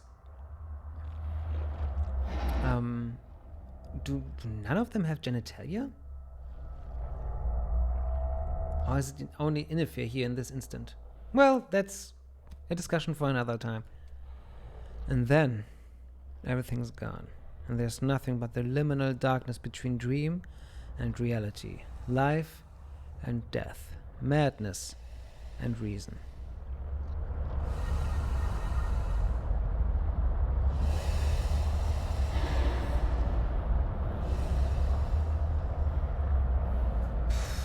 I don't know what's my purpose here?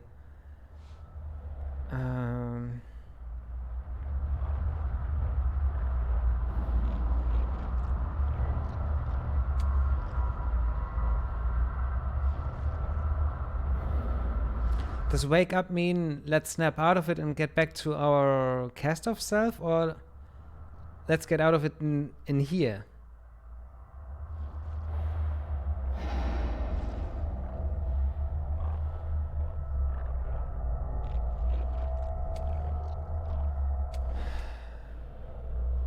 Inifere? At first there's no reply, but you know he's in here still, thwarted, sullen. In time he answers. Who are you? Who are you? You're not like the others, you're still awake, scheming, grasping, you feel different like him. How are you here? I've never tasted you.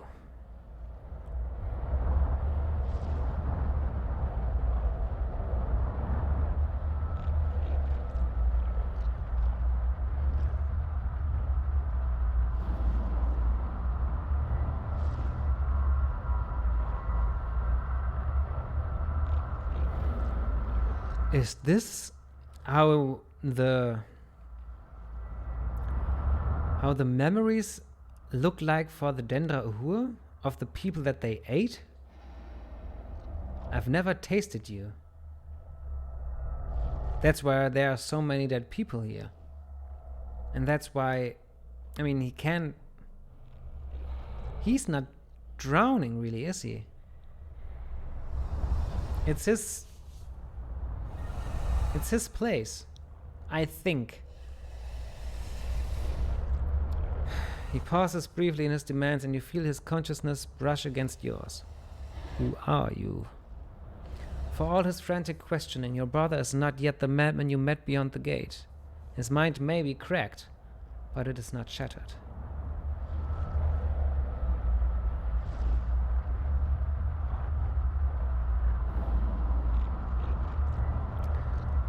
If we say the third option, I think he won't like us. And I don't think he wanted... He didn't like Ronos Cai'sul. He thought Ronos Cai'sul was a fool or something. No, let's not do that.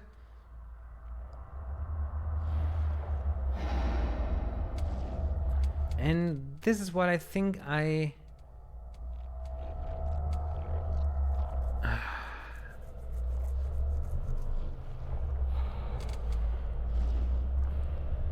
remember, I think the first time I played it, I didn't get to a good ending here.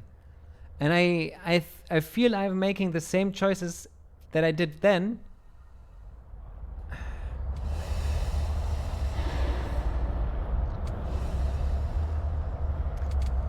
If we do not answer him, he might think we want to...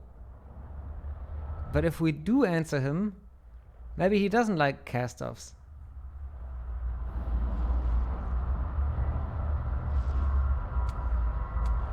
Or maybe that is the correct answer. Oh, damn. I only know option 3 is not the one I want to pick.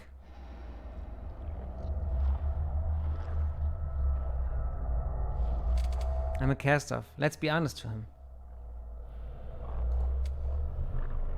No one helps me. I know what you do, family. You'll use me for the gate, for your wars. No, I'm no tool. I don't have to listen to you or the dead voices or the Dark One's whispers. He pulls away and falls silent. Damn! Shit! Balls! He gives no response.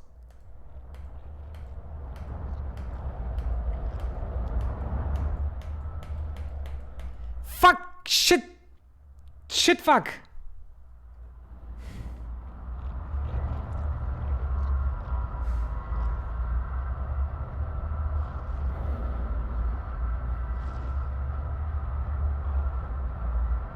Ah! I need to... Do I... No, I... Wake up. You try to will yourself awake, but Inifere clings to the darkness. Its solace and solitude, and forces your flesh back into slumber. So this is how it will be, a test of wills.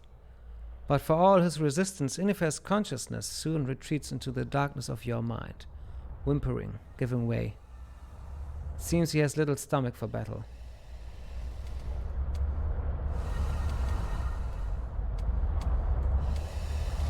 Time passes or doesn't. The darkness does not lighten, the silence does not lift. Inifere is out there, you can sense him, but only vaguely. Besides him and you, there's nothing here at all. Even the dead are, for the moment, speechless.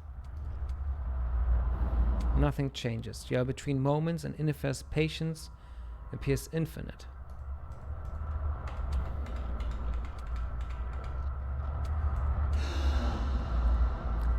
You're on a hard bed, beneath a coarse sheet. Voices again surround you, their words the same as the corpse curses. Slut, one chants in an endless mantra. Another mutters, shame, shame, punctuated by the slap of rawhide. But those aren't the voices from the dream, only echoes. Your eyes open and you see as never before. Nothing's added or subtracted, but certain details take on new clarity. The mold blossoming from cracked plaster. The blemishes on the weary, raddled face of the woman at your bedside. The sores weeping on another attendant's arms.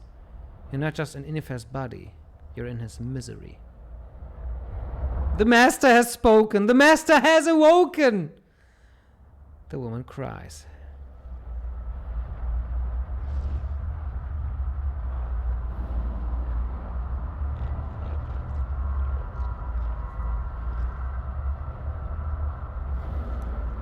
Okay.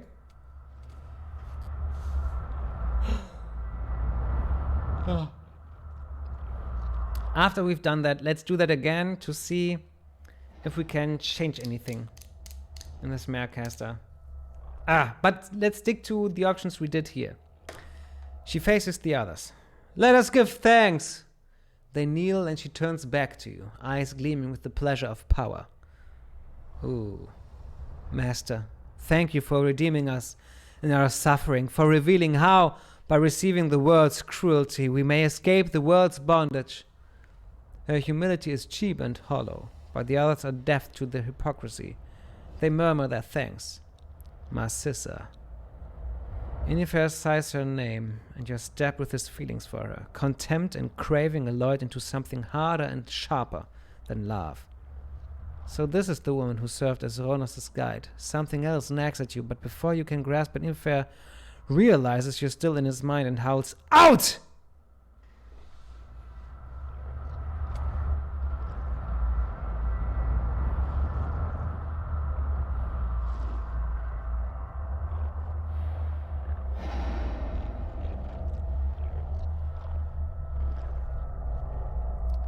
Focus on the nagging sensation. You try to shut out the room around you, the litanies chanted by the cultists, the sharp sounds of pain being inflicted and received. As the outside world fades, an inner one rises up. The same accusations from the dream resound inside you, not spoken, but understood. A drone of humiliation and loathing and disgust that drowns out other thoughts and feelings. Still, there's something more. Not the dead, not Inifere, not you. Something like a little chime ringing inside your eye. The ward, cries Inifere. He's here. Our father is here. Oh, there's 3 of us in here? Inifere leaps from the bed, fully in control of your shared body. The sheer force of his exuberance sends your thoughts reeling. As adrenaline floods his flesh, you turn giddy, but it only seems to sharpen his thoughts. Now, children, we are to be tested. His voice is greased with unpracticed insincerity, while the others cry out in joy.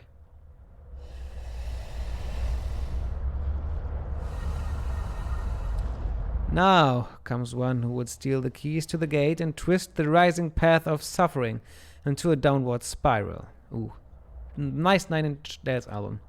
You cross the room in long, quick strides. But we are not unready. Let us meet him in the gallery. Rough-hewn stairs lead to an enormous room, more cavern than hall, that ends in wooden gates. The chiming of the walls is louder, faster. The chatter of the dead is incessant. But more than anything, you feel the weight of Inifere's will and the bloody purpose to which it is put. All these years, he has expected your father's return. His mind repeats over and over, "Not helpless, not again, not helpless, not again."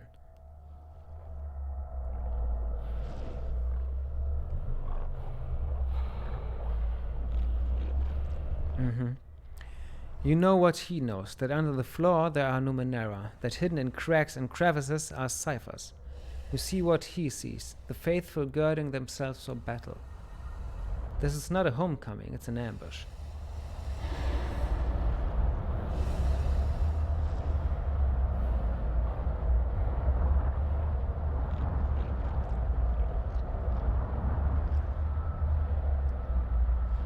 For the first cast of maybe?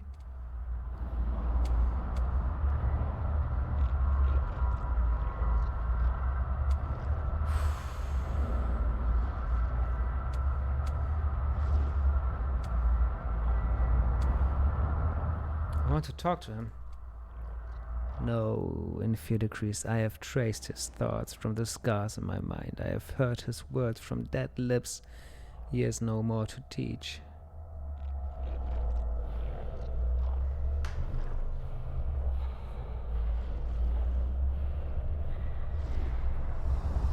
Inifere nods to Marcysa, who hands him a barbed spear graven with strange geometric glyphs. He dips it in his flesh and wets its tip with blood. Your blood, his blood. Let him taste what I have lived, Inifere whispers, more to himself than to you. Suddenly, it's the sorrow. The gates shatter inward. Before the splintered wood and twisted iron even hit the floor, the children have fallen to their knees, sobbing, clutching their ears, helpless. It is not your father who has come. Floating in the breach, wreathed in smoke, is the sorrow. For the moment it makes no move, though it gives no hint as to why. It's not him, Inifere whispers, and though he still stands, he is as paralyzed as his followers. Marcysa acts first, pushing herself to her feet and shrieking commands. Receive the horror! Embrace it! Stand! Guard the master! Obey the master! The others rise uncertainly, while the sorrow abides. Inifere remains stupefied. Stupefy!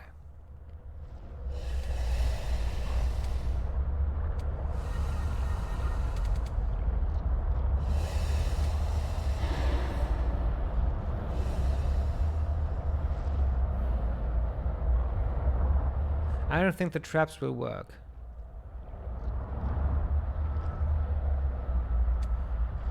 Throw your spear at the sorrow, no. Study this sorrow, this could help.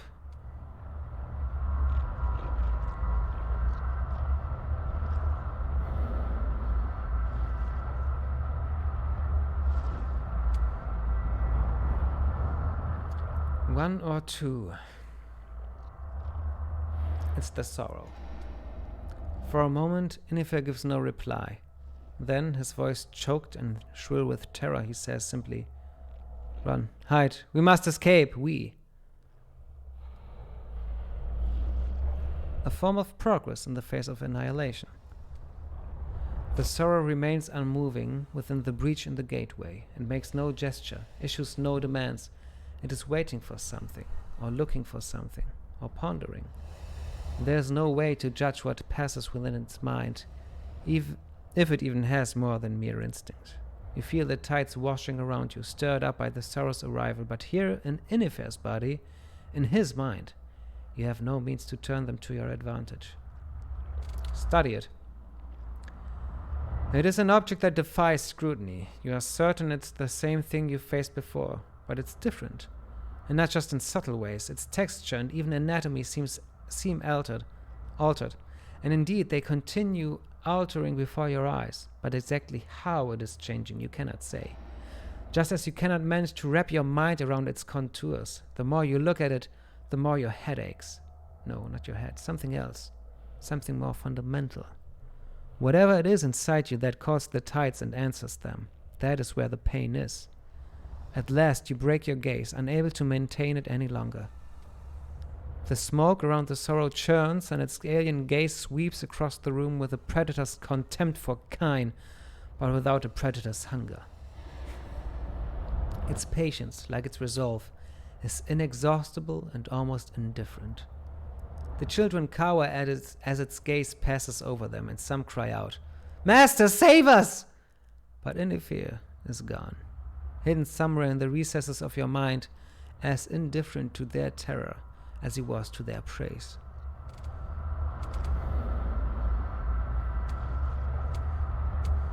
Traps, flee, spring the traps. Your words, your thoughts, make their way to the dark corner of your mind where Inifere has hidden. You feel him stir, numb and mute. A piece of knowledge unfolds, how to trip the traps rigging the hall. It takes no more than a whisper. Rebirth. The room explodes with light and sound. Prismatic beams blast from machicolations. Synth nets spring from corners. Projectiles pepper the sorrow. Energy fields encase it. After the fireworks comes stillness and silence. The sorrow is unharmed. If anything, it's stronger.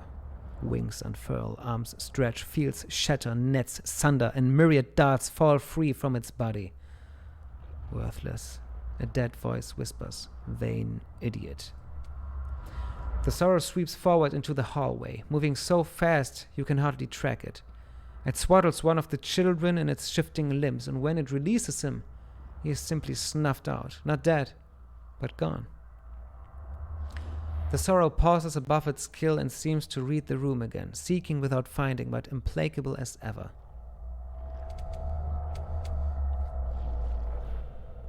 Flee! As you turn to flee, the sorrow stirs from its stupor. Marcysa grabs you by the shoulder, her nails drawing blood. "Hurry," she hisses. She yanks your hand and you find yourself following. She's pulled Inifere back too, it seems. As you retreat, Marcysa cries out, "Stand! Rise upon the pain!" The slaughter that ensues behind you is strangely silent. Shuffling steps, half-hearted battle cries, smothered deaths. Marcysa hurries you through a whirlwind of tunnels until you pass through another gate, this one made not of wood and iron, but of solid azure steel. As you pass through, the vault seals shut behind you. The room has the faded opulence of a lost civilization. The ornate reliefs carved from the granite walls have crumbled and eroded to abstract deformities. Ancient, flickering lights line the ceiling. Their humming resonates with the metal floor, and their bluish light illuminates the tarnish. In the center of the room, a silver throne rests on a dais. Unlike the floor, the throne shines as if recently polished. Tiny, gleaming needles line the armrests, and a halo-like ring hangs above the back. Marcysa is doubled over, gasping for breath, retching. Your own body, weak as it may be, is untroubled. Inifere's gone again, yet something lingers, like spores from his mind infecting yours. Marcysa is... she is using us.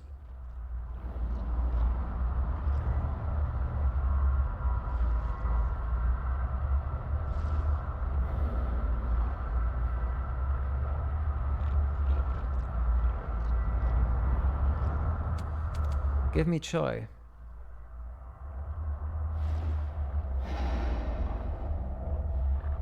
Making a note. You know Inifere hears you. You feel him pondering, the weight of his thoughts shifting beside your own. At last, in a low hiss, he answers, "You're a fool. If you want this burden, take it." Then his mind stabs into yours like a syringe, and the echo of Choi that survived inside him is now inside you. He withdraws, but she remains, and it is as if a pall has settled over your consciousness. Inifere seems about to speak, but in the end he says nothing. In the recesses of your mind you hear a faint weeping. Whatever your grief, this will surely be a better home for her. Marcysa rises to her feet, a bit unsteadily. She examines both you and herself, as if searching for physical evidence of the peril you've escaped. She finds none. The sorrow's violence fell upon others, who remain at its mercy beyond the vault door. "Master, tell me how I may serve, what I may endure in your cause." Hidden through Inifere may be, his contempt at this continued fraud burns in your gut like acid. Examine the throne. As you study it, memory bubbles up and bursts into your consciousness. Inifere sits motionless on the throne. Marcysa adjusts dials on its back. The children gather around like suppliants seeking an audience. "Now," Marcysa intones, "be one with the master." They are still children? I thought they were all outside. Inifere has only an instant to ponder how he has consented to this abomination before the vastening overtakes him.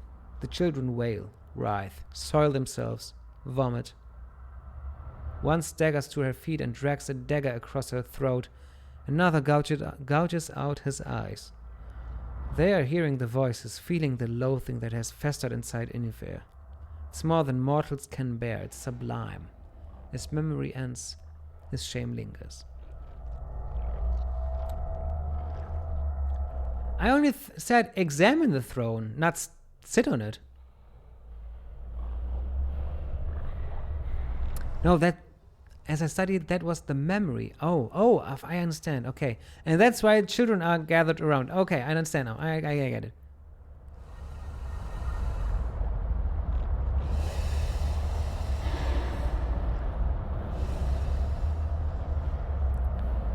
Okay, so he takes all their suffering. Some kind of suffering messiah shit. There is a new sound, almost masked by the humming of the ancient lights. It's coming from the vault door. It seems the sorrow has made its way through the children. "Coward," hisses a ghostly voice. "Shame." But they are not the ones calling to Inifere now. It is the temptation of the gate, the promise that he will outlast another day.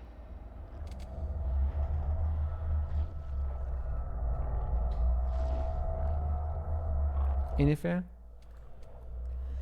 He doesn't answer your call, but you can hear him whispering to himself, or perhaps to the dead souls who haunt his mind. "The gate," he says over and over again. Eventually thoughts rise up from the ferment of his terror, and you understand how he opens the endless gate. It's not a title search, not even some cast of power. It's simply a matter of turning inward and embracing the horror inside him. He doesn't even open the gate himself. The creatures beyond do. He only needs his suffering to shine like a beacon across the plains, and they worm their way to him. And now you know how to kindle that flame. So they used this chair to make him suffer all the suffering of their followers to open the gate. Okay. Suddenly, a huge blister forms on the vault door, glowing white. Moments later, another blister rises, and the huge ancient barrier begins to take on the look of a leper's face. That the door is yielding to the sorrow is perhaps less surprising than that it is holding at all.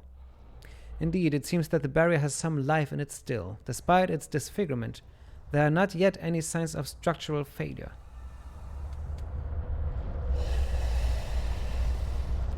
Let's not open the gate. If we go there, maybe the gate doesn't open at all. Fuck you, Marcysa. Marcysa frowns. Master, she begins before trailing off.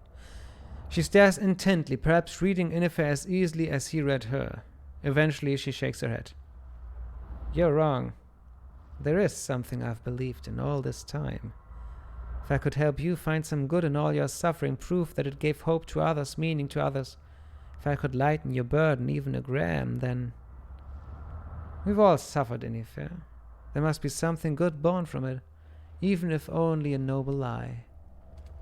Inifere's jaded senses can find no falsehood in her, and you feel him sink even further into despair as he realizes Marcysa is not the hypocrite he believed.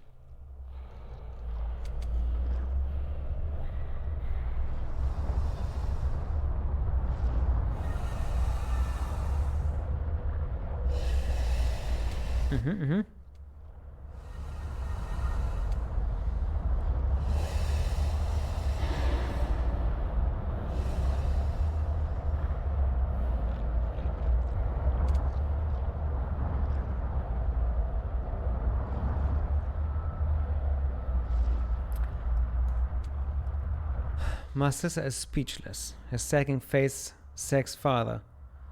The little light in her eyes fades, her shoulders slump. You feel a twinge of something from Inifere. Pleasure, maybe. Or maybe just the discomfort of being joined in despair. The thing beyond the vault doors, however, cannot be heard with mere words. For the moment, the vault door still holds, though more blisters have risen and burst across its surface. It is only a matter of time before the sorrow gains entry. Let's not open the gate. What is this place? Marcysa gives you an odd look, as if you should know the answer, as if it is madness to ask a tourist question while death itself roams the halls, but she replies all the same. This is the Sanctum Sanctorum, where sibyls shared their lucid dreams with princes and peasants and popes. You wanted a place where you could be alone. I gave it to you. You remember, Inifere remembers. The day you came to this retreat, more fortress than temple, hacked from granite hills, not alone, the children trailing you like chicks, but inside the promise of solitude, a false promise, like all the ones life makes. Now the door has become mottled. Its alloyed ancient elements are separating. A lattice of hairline cracks appears, and you hear a low moaning as of a beast that has endured too much punishment. The dead voices cackle about vanity and futility, and how all that you touch turns to schist, and the others give their own message, the comfort of a familiar whip and the promise you won't perish.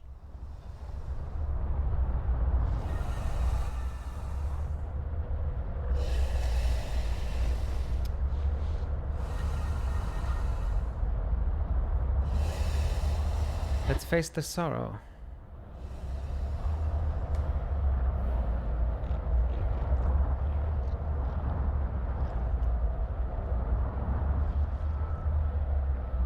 I mean, maybe if he's a beacon to suffering, maybe, and the gate is too, then maybe they thought that the sorrow, which is also suffering, can be trapped in the gate, I think. Okay. How does the throne work? Marcysa shrugs. It's a mystery. When you sat upon it, we shared it in the ecstasy of your suffering. When the Sibyls sat upon it, they shared their dreams. Only the Harifi who assembled it for them could say how it works. And he has long since turned to dust. I know only enough to activate and amplify the device. It is coming now. There is a stillness in the air, the prickle of a storm about to burst. The tides are being stirred. Marcysa feels it too. She stops her pacing and stares at the vault door, at the widening, hissing cracks. Inifere feels it and twitches free from his stupor. Terror has put its spurs to him, and those beyond the gate offer a lump of salt. I'll remember that. The vault door shatters, and the sorrow enters. Simultaneously, the gate opens. Damn! I thought... I had time to kill him. Maybe I never could have done that. Flaming, fetid, familiar. As the sorrow pauses to ponder the strange eruption, Inifere runs toward the gate. Closer, closer, you smell the sulfur. Then you're falling and there's pain. Terrible pain in your leg. In Marcysa's hand is a blowgun. In your knee, a barbed dart. The look on her face could mean many things. Inifere crawls, but by now the sorrow has a scent. It crosses the room with a shriek. The tides churn around it, then around you, and then there's only agony. Not in Inifere's body, but in your essence. It takes all your will to break free from Inifere. When you do, all goes dark. I'm ready to learn something new. Okay.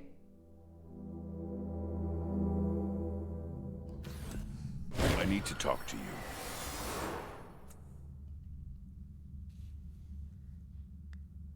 So it did work. Once again, you have changed the past of one of your siblings. The gate is no longer here. It was never here. Although you clearly remember it, if this is anything like what happened with Marcysa, others might remember it too. At least in flits and shadows, but now it's gone, and that's something. The blood and corpses remain, so perhaps you haven't changed reality that drastically. If nothing else, without the gate, the cultists have no reason to kill. Or less reason, at least. There's something new here as well. A small pile of objects lies at your feet.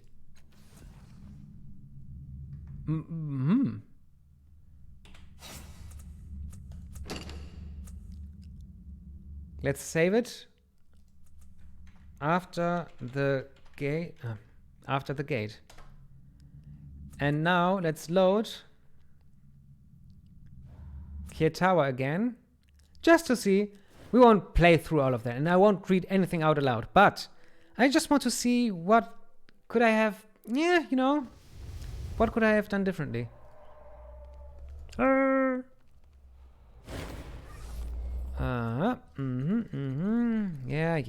I know. This broken mare house, that's yours, isn't it? Yeah.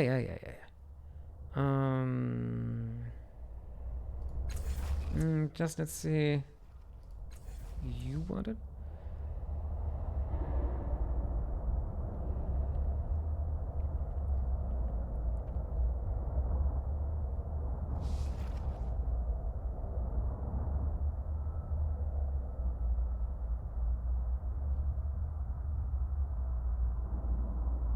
Okay.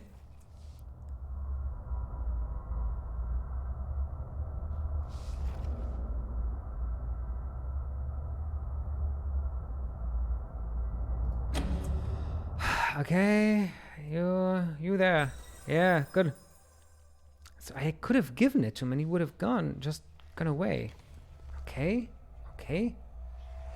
Ah, now. Concentration.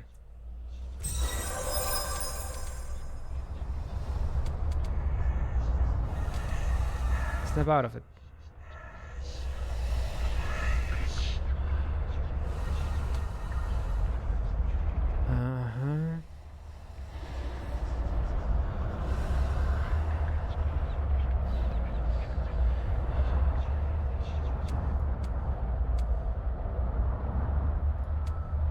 Okay, so this wouldn't have worked. Okay.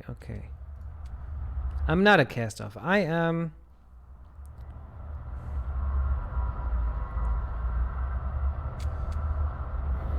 the way Ronos tried.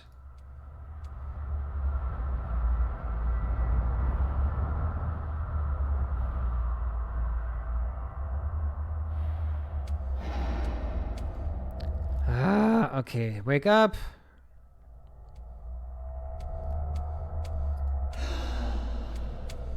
Okay, then let's try to... What's happening here?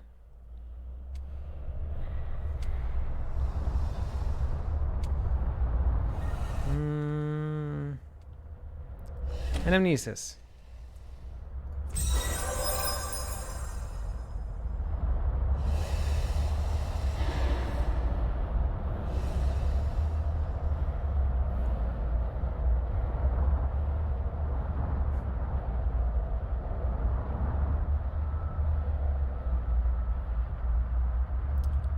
So she used him. Okay, I know. But not but she used him but didn't believe him. Uh-huh.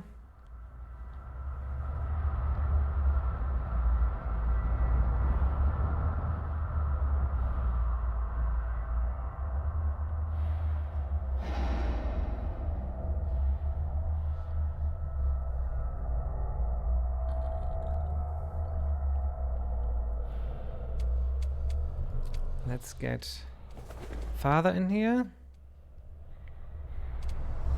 I want to... No, this is what I tried, right? Why is he here? That's my question.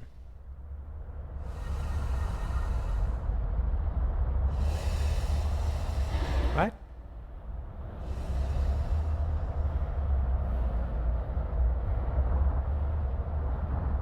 No, that's what I asked him last time.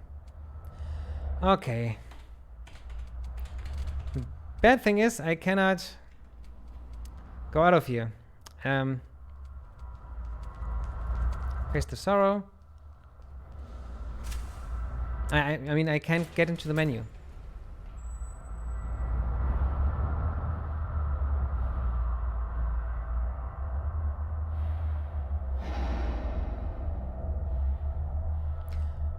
But why did she shoot him?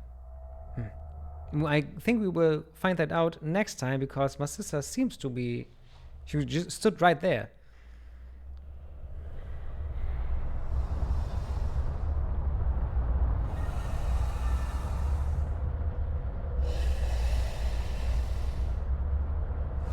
And in this gate, in this blah of the gate of children, in the endless gate, yes, there. I remember, or at least I thought that was this game, that there were some dark things in the shadows that were trying to grab me into them. But this didn't happen here. Maybe this only happens when you go there with specific companions? With Calistige, maybe? I don't remember. But it was a little different, the gate.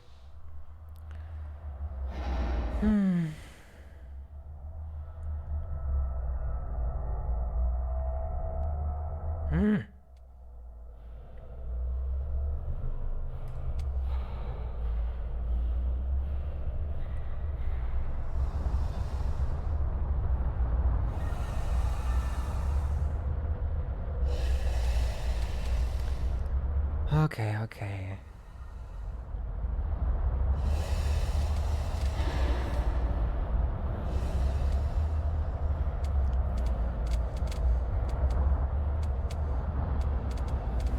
Okay.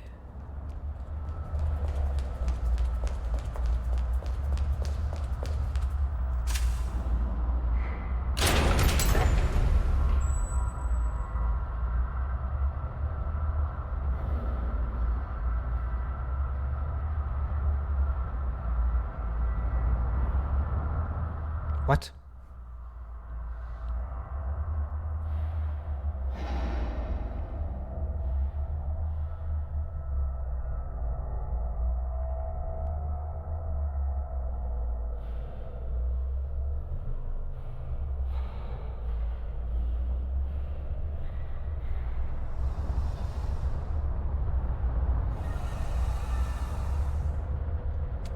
I'm ready to learn something new.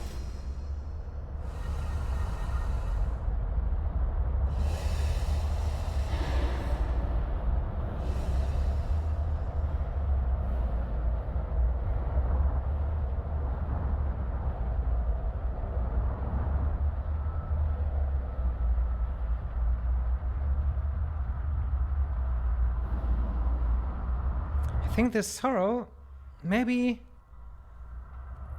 the endless gate is the place of the suffering, while the sorrow lives somewhere else, and they don't like each other, maybe? That's why she can't cross the sorrow, because sorrow in Germany is die Sorge, so it's a feminine article? Do you say article in English? Feminine genus, the word? Yes, that's why for me it's she. Great wave that washes off also when you're driving. I'm ready to learn something new.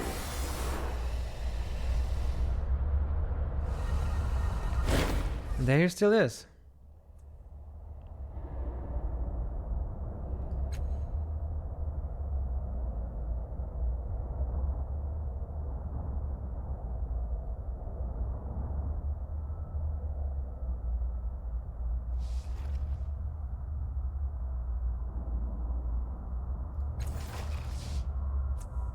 Making a note.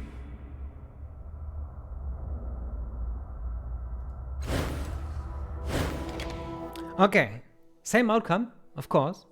I think I knew that, but I'm ready to learn I something just wanted to see Marcysa isn't here, for example. I need to talk to you.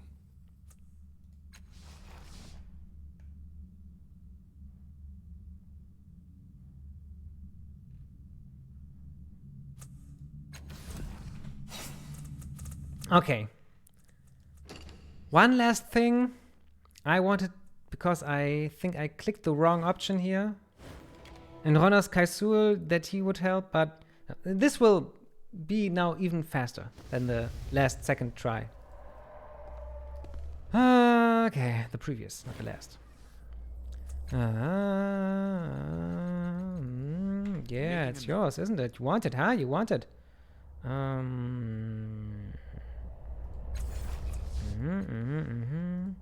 Yeah, he liked that, he liked that. I know. Unlock it for me. Yeah, please. Persuasion. Tyler, give it everything. Bam. Continue. Success. Nice. And there we are. Try to relax.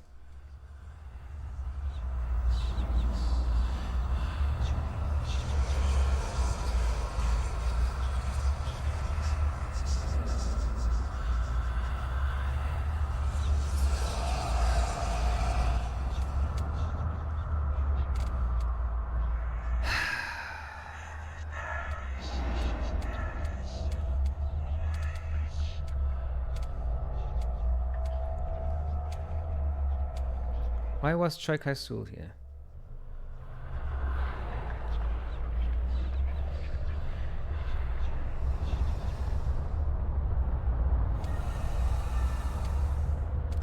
You can only ask him one question each time. Okay, I think we're finished here. Bam. But it seems like Father taught me it means that when the changing guard inhabited his body, he used him to open the endless gate because he thought that this way he could be safe from the sorrow. And so when the father left him, he kept doing it, feasting on humans. Okay, very interesting. See you next time on Monday, right? I mean, today, now it's Thursday, so yeah. Monday, 7:30 p.m. or 19:30 Uhr mit Gothic 2, die Nacht des Raben.